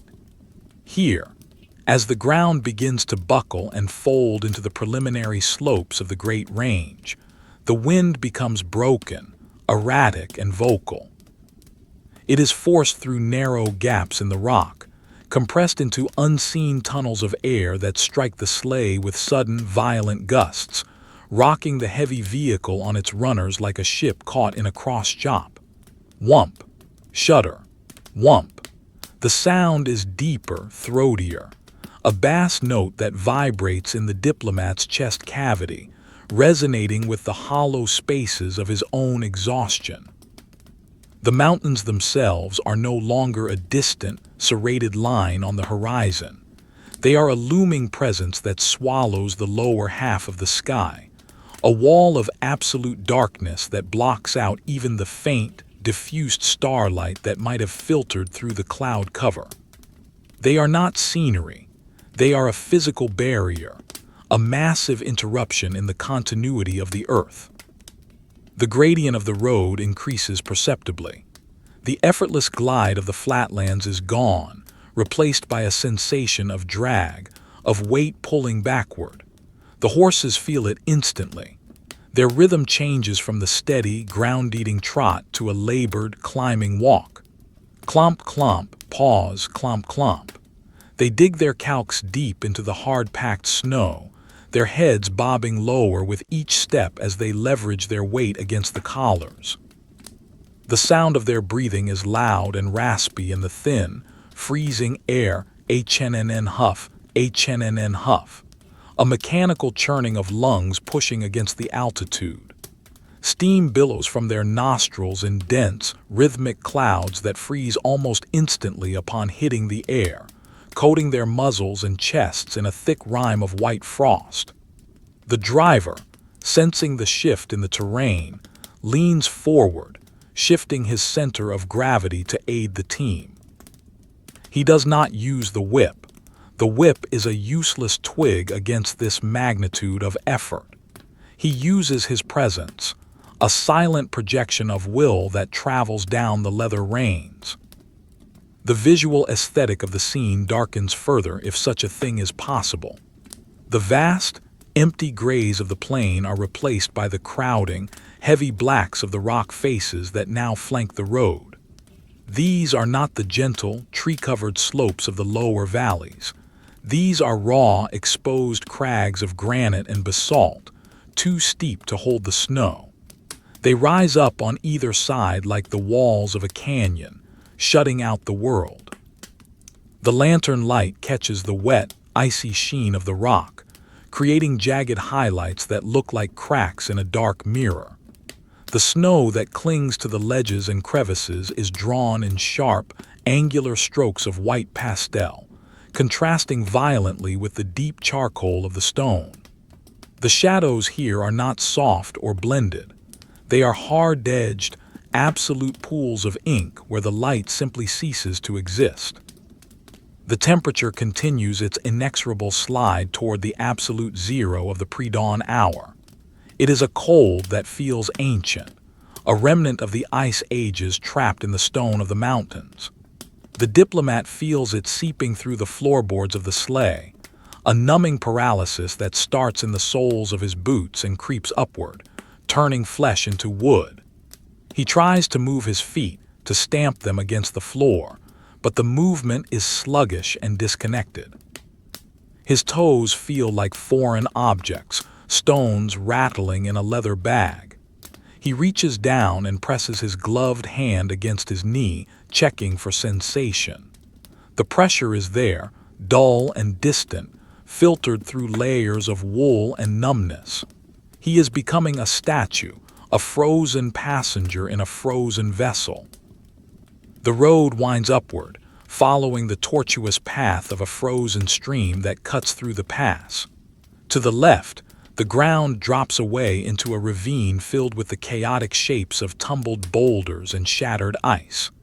The diplomat can hear the wind moaning in the depths of the gorge, a low, mournful sound that rises and falls like the breathing of a sleeping titan. Ooh. It is the voice of the mountain, indifferent and eternal.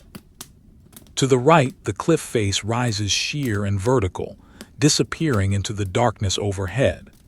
The sleigh is trapped between the drop and the wall, a tiny spark of life crawling along a precarious ledge. The driver hugs the inside of the turn, keeping the horses close to the rock, away from the abyss. The runner scrapes against a hidden stone, grrrig, a sound that sets the diplomat's teeth on edge, a reminder of the fragility of their position. Snow begins to fall again, but it is different here in the high pass. It is not the soft, flaky snow of the forest, nor the dry dust of the plains. It is hard, pellet-like graupel, driven by the downdrafts from the peaks. It hits the sleigh with a sound like throwing sand against a window.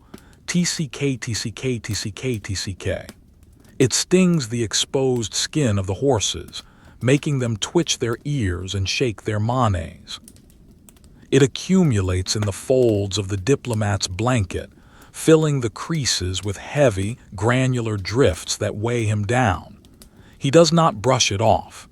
He lacks the energy. He simply accepts the added weight as a part of the mountain's burden. The lantern flickers as a gust of wind swirls around the corner of the cliff. The flame dances wildly, threatening to extinguish, casting frantic, elongated shadows that leap up the rock face like desperate ghosts. For a heart-stopping second, the light dims almost to nothing, plunging the road into near-total darkness. The diplomat holds his breath, his eyes widening in the gloom. Then the flame catches a pocket of still air and flares back up, steady and defiant. The relief is physical, a loosening of the knot in his chest.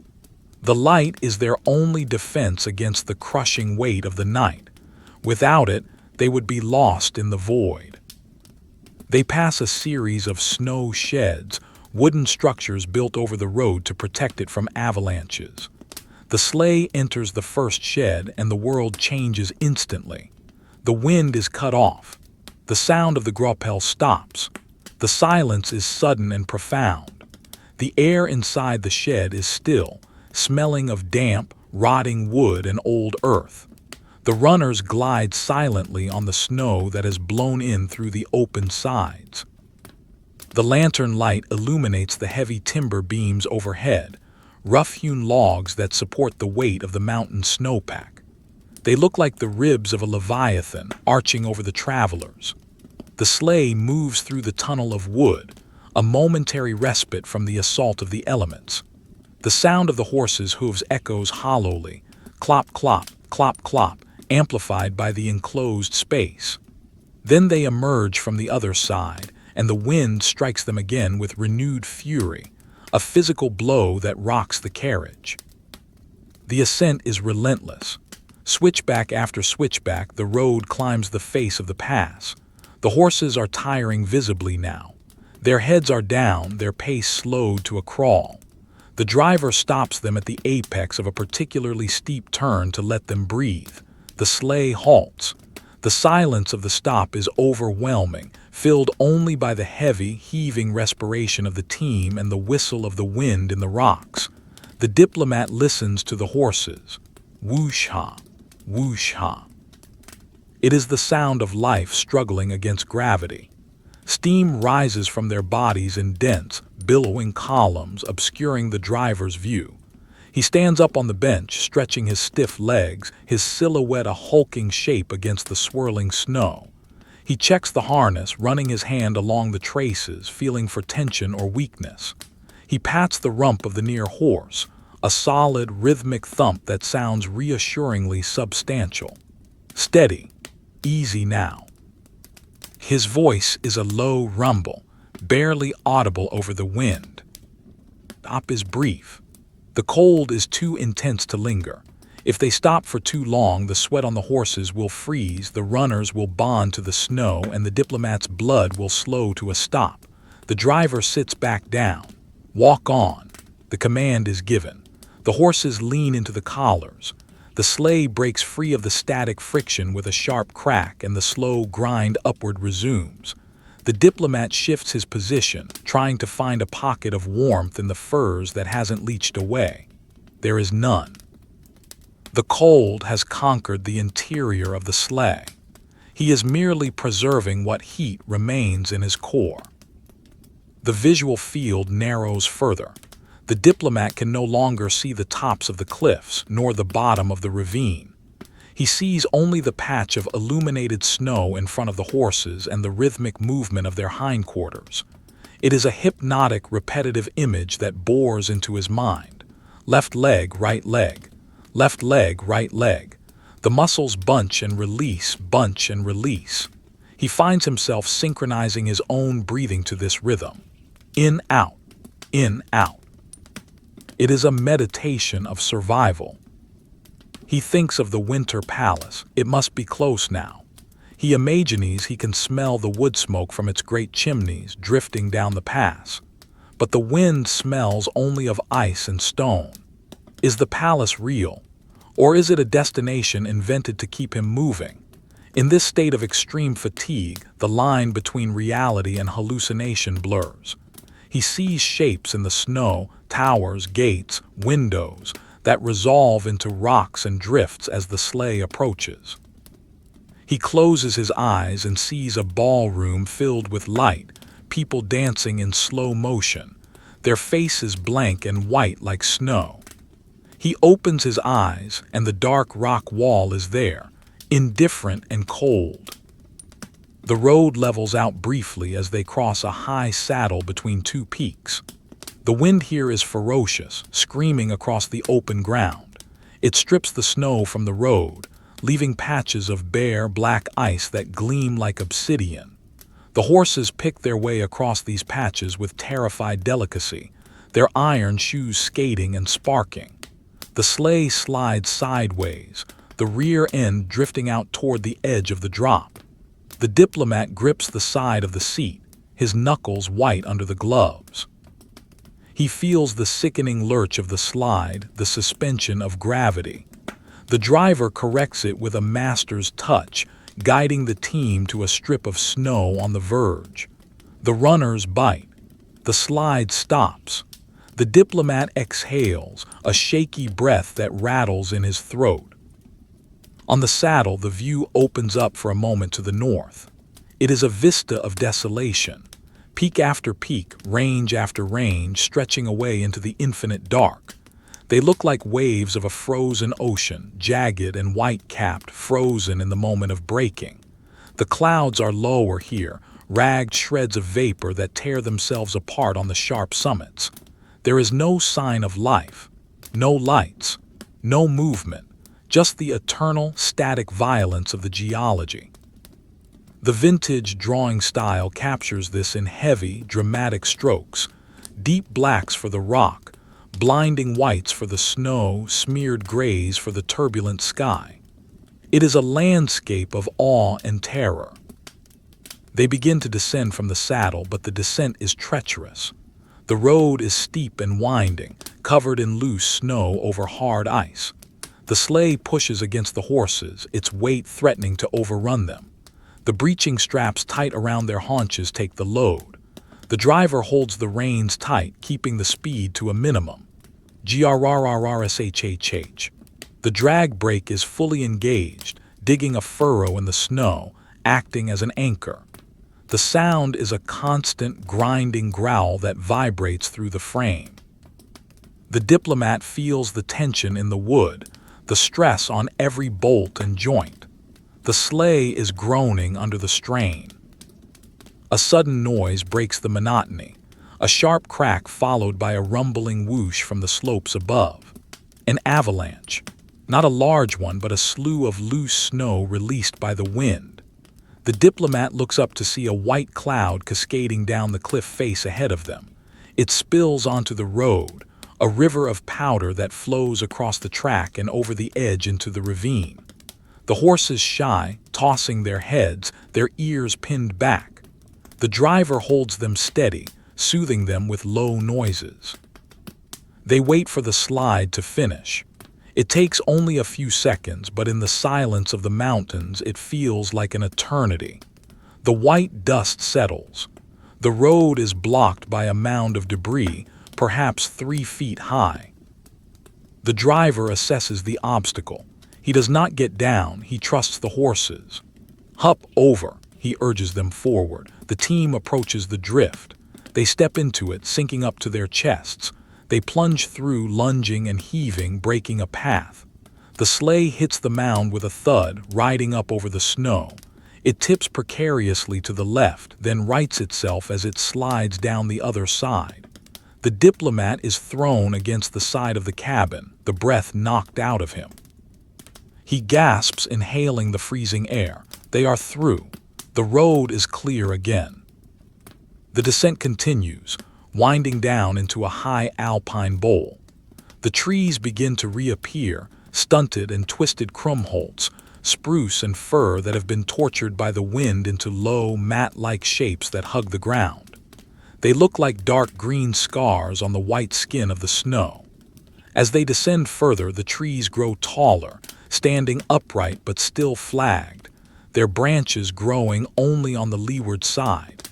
They stand like ragged banners, pointing the way down. The wind lessens in the shelter of the bowl, dropping from a scream to a moan. The temperature, however, does not rise. If anything, it feels colder here, the cold settling into the basin like a heavy gas. The diplomat checks his pocket watch again. The metal is so cold it burns. He cannot feel the catch. He fumbles with it, his numb fingers useless. He gives up, leaving it in his pocket. Time is measured only by the beating of his heart and the thud of the hooves. He is suspended in a timeless state, a purgatory of ice. He wonders if he will ever be warm again. He tries to remember what heat feels like, the sun on his face, a hot bath, a cup of coffee. The memories are faint, like dreams from a past life. The lantern light reveals tracks in the snow alongside the road. Large, padded prints, a snow leopard, a lynx. They are fresh, not yet filled by the drift. The predator is close, watching from the shadows. The diplomat scans the tree line, looking for the glow of eyes. He sees nothing but the dark, vertical lines of the trunks and the white spaces between them. The forest is keeping its secrets. The horses are stumbling more often now. They are exhausted. The climb and the descent have drained their reserves. The driver knows this. He keeps the pace slow, agonizingly slow. He is nursing them home. The diplomat feels a surge of gratitude for the man, for the beasts. They are carrying him, protecting him. He is the burden, the cargo. He vows to give them extra oats, extra gold if they ever reach the palace. The bowl narrows into a valley, the walls closing in again. But these are not the sheer cliffs of the pass. They are forested slopes, dark and heavy with timber. The road straightens out, running along the bottom of the valley. In the distance, through a gap in the trees, a light appears. Not a reflection, not a star. A steady yellow light, then another, and another. Windows. The diplomat blinks, rubbing his eyes. Is it a hallucination? He stares. The lights do not vanish. They are fixed. They are warm. They are the lights of the outbuildings, the guardhouses of the Winter Palace. A wave of emotion washes over him, relief, disbelief, a profound, aching weariness. They are close. They are almost there. But the distance is deceptive in the clear mountain air. The lights are miles away. There is still the long approach, the final miles of the frozen forest. The sleigh moves on, slow and steady. The sound of the runners is a whisper now on the valley floor. S-H-H-H-S-H-H-H. The wind is a gentle sigh in the treetops. The violence of the pass is behind them. The silence of the final approach has begun. The diplomat closes his eyes, letting the image of the lights burn in his mind. He is coming in from the cold. The journey is ending, but not yet. There is still the road. There is still the snow. There is still the night. He pulls the furs tighter, preparing for the last leg. The diplomat's sleigh moves through the dark, a silent ship sailing into the harbor of the Winter Palace. The final miles of the journey are a slow, ceremonial procession through a landscape that has been tamed by the geometry of the Winter Palace. The road, once a wild track carved through the wilderness, broadens into a grand avenue paved with cobblestones that lie deep beneath a layer of crushed, packed snow. The trees here are not the chaotic, wind-twisted scrub of the high pass, nor the ancient, shaggy giants of the deep forest. They are disciplined rows of silver firs, planted centuries ago in perfect alignment, their branches trimmed to create a vaulted ceiling of dark needles that blocks out the turbulent sky. The wind, which has harried the sleigh for so long, is finally broken by the distant, high walls of the estate. It is reduced to a whisper, a polite breeze that stirs the snow on the boughs but does not bite. The air is still freezing, a crystalline cold that preserves the silence, but the malice has gone out of it. It is a stillness of anticipation, a hush that precedes an arrival. The diplomat feels the change in the motion of the sleigh. The runners no longer hiss with the sharp, tearing sound of metal on ice. They hum with a lower, smoother frequency, a deep thrum-thrum that resonates through the heavy timber frame of the carriage. The road surface is even, maintained by an army of unseen workers who smooth the way for the Tsar's couriers. The jolts and jars of the mountain descent are gone, replaced by a fluid, floating sensation. The diplomat's body, stiff and molded into the shape of the seat after hours of immobility, begins to register the lack of vibration. He feels a phantom sensation of movement, a dizziness that persists even when the sleigh glides perfectly straight. He is a creature of the journey now. The cessation of the struggle feels unnatural, disorienting. Ahead, the lights of the Winter Palace grow from pinpricks of yellow to defined rectangles of warmth. They are not the cold, blue-white stars of the winter sky, but the rich, organic orange of fire and wax. They spill from high, arched windows, casting long, geometric shapes across the snow of the lawns. The light catches the falling flakes, which have returned to the gentle, vertical drift of the lower altitudes, and turns them into a curtain of gold dust. The visual aesthetic of the scene shifts from the stark, high-contrast charcoal of the mountains to a softer, richer palette. The blacks are still deep and velvety, but they are warmed by the amber wash of the palace lights. The paper texture of the night seems to smooth out, becoming finer, more elegant. The shadows are no longer threatening voids, but architectural elements that give depth and grandeur to the approaching walls. The horses sense the end. Their ears prick forward, swiveling toward the smells of the stables, hay, grain, leather, and the warmth of other animals. They do not speed up. They are too well trained and too tired for that. But their stride changes. It becomes purposeful, heavier. The clop, clop, clop of their hooves is rhythmic and proud, a marching beat that echoes off the trees. The steam from their nostrils is no longer a ragged gasp of exertion, but a steady, rhythmic exhaust. The driver sits up straighter on his bench. He adjusts his hat, brushing a layer of accumulated snow from the brim. He gathers the reins, not to steer, but to present a proper appearance. Even in the dead of night, in the heart of the winter, the protocol of the palace must be observed. They pass the outer perimeter. Huge stone pillars capped with snow-covered spheres mark the entrance to the grounds. Iron gates, massive and black, stand open to receive them. The metal is wrought into intricate patterns of vines and leaves, frozen forever in iron. As the sleigh passes between them, the diplomat looks up. The gates loom over him, high as trees, their spikes reaching into the darkness. He feels a sense of crossing a threshold, of leaving the wild world behind and entering a fortress of order. The sound of the runners changes pitch momentarily as they cross the boundary, a hollow echo that bounces between the pillars. Whump-whump. Then they are inside. The grounds of the Winter Palace are vast. The sleigh travels along a sweeping curve that circles a great frozen fountain.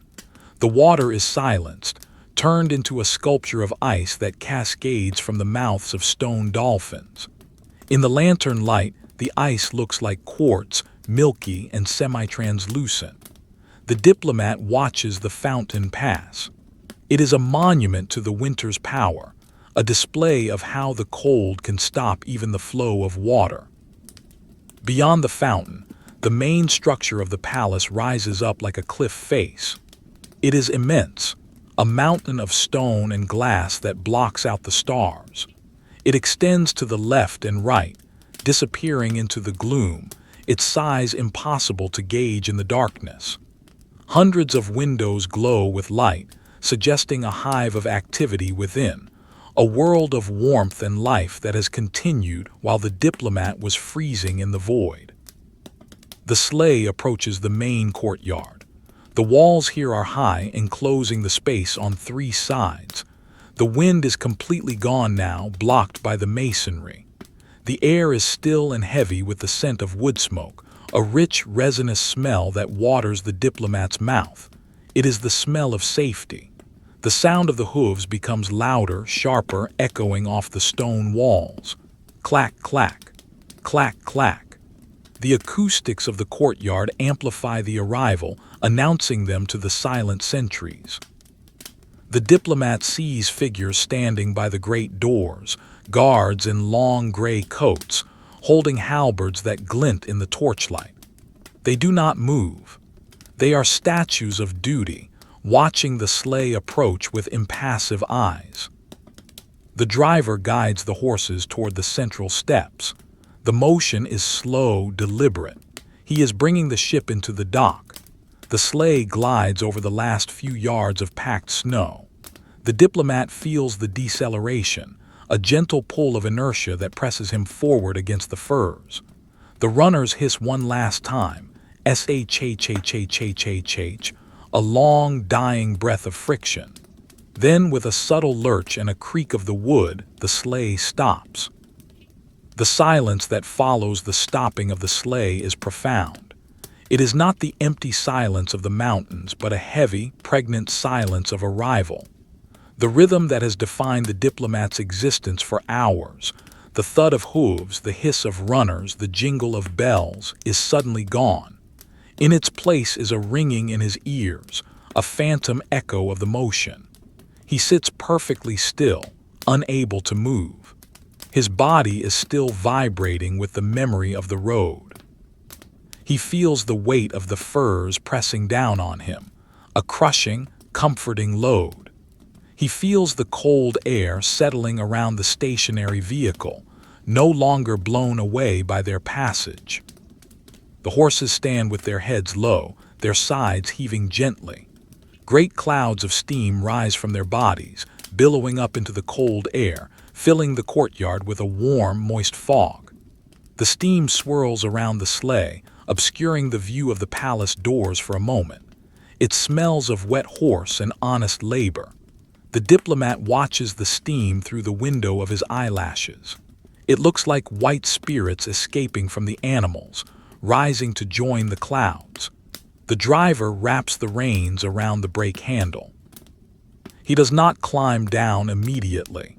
He sits there for a moment, his hands resting on his knees, his head bowed.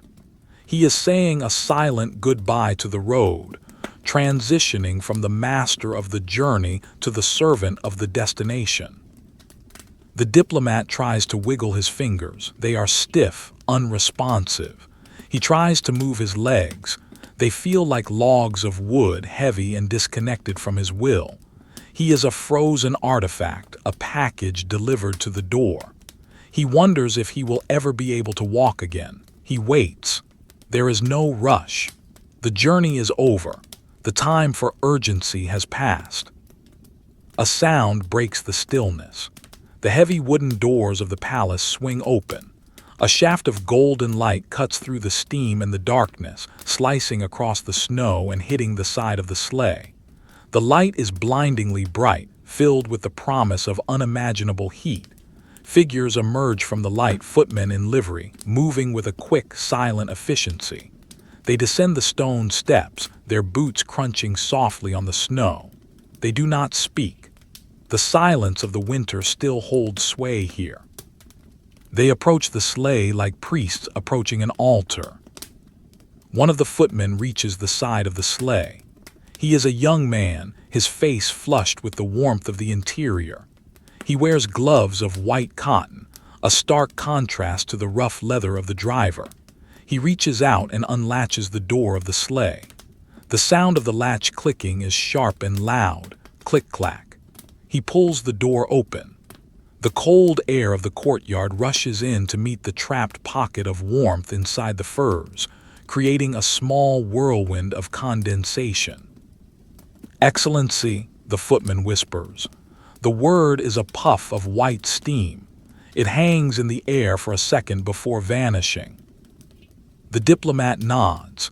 It is the only movement he can manage. He feels the footman's hands on the furs, peeling back the layers. The heavy bare skin is lifted away. The wool blankets are folded back. The cold hits the diplomat's legs, a sudden shock that is paradoxically burning. He looks down at his boots. They are covered in a fine layer of frost that has formed during the ride. They look like they belong to a statue. Another footman appears on the other side. They offer their hands. The diplomat reaches out, his gloved hand grasping the white cotton. He pulls himself up. His muscles protest, stiff and achy. His joints pop. He rises slowly, unfolding his body from the seated position he has held for eternity. He stands on the floorboard of the sleigh for a moment, swaying slightly. The ground looks far away. The snow looks hard. He steps down. His boot hits the snow. Crunch. The sound is solid, final. He is on the earth again. He is no longer floating. He takes a second step, then a third. His legs are weak, trembling with the aftershocks of the cold. The footmen support him, their grips firm under his elbows. They guide him toward the steps. He looks back at the sleigh. It sits dark and empty in the snow, a husk that has served its purpose. The lantern is still burning, a lonely vigil on the side of the carriage. The driver has climbed down and is checking the horses, loosening the girth, speaking soft words into their ears. He does not look at the diplomat. Their partnership is dissolved. The diplomat feels a pang of sadness. They shared the void, the wind, and the night.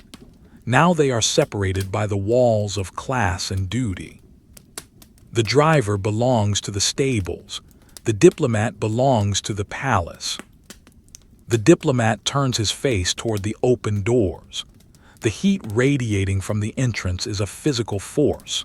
It washes over him, thawing the ice on his eyelashes, softening the leather of his coat. He smells beeswax, roasting meat, perfumes, and old paper.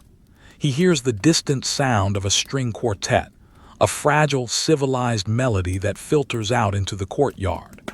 It sounds alien, surreal after the symphony of the wind. He climbs the steps. 1, 2, 3. Each step is a victory over the winter. He passes the guards. They do not blink. He crosses the threshold. The transition is instant. The cold is cut off as if by a knife. The silence of the outdoors is replaced by the hum of the indoors, the crackle of the great fireplace in the entrance hall, the murmur of voices, the rustle of silk. The light is overwhelming. Crystal chandeliers hang from the ceiling, holding thousands of candles. The walls are covered in gold leaf and tapestries. The floor is polished marble, reflecting the lights like a frozen lake, but warm. The diplomat stands in the center of the hall. He is a dark, rough shape in a world of refinement. His coat is stained with travel, covered in dust and frost. His face is wind-burned, his eyes red-rimmed and weary. He feels the weight of the journey falling off him, sliding away like melting snow.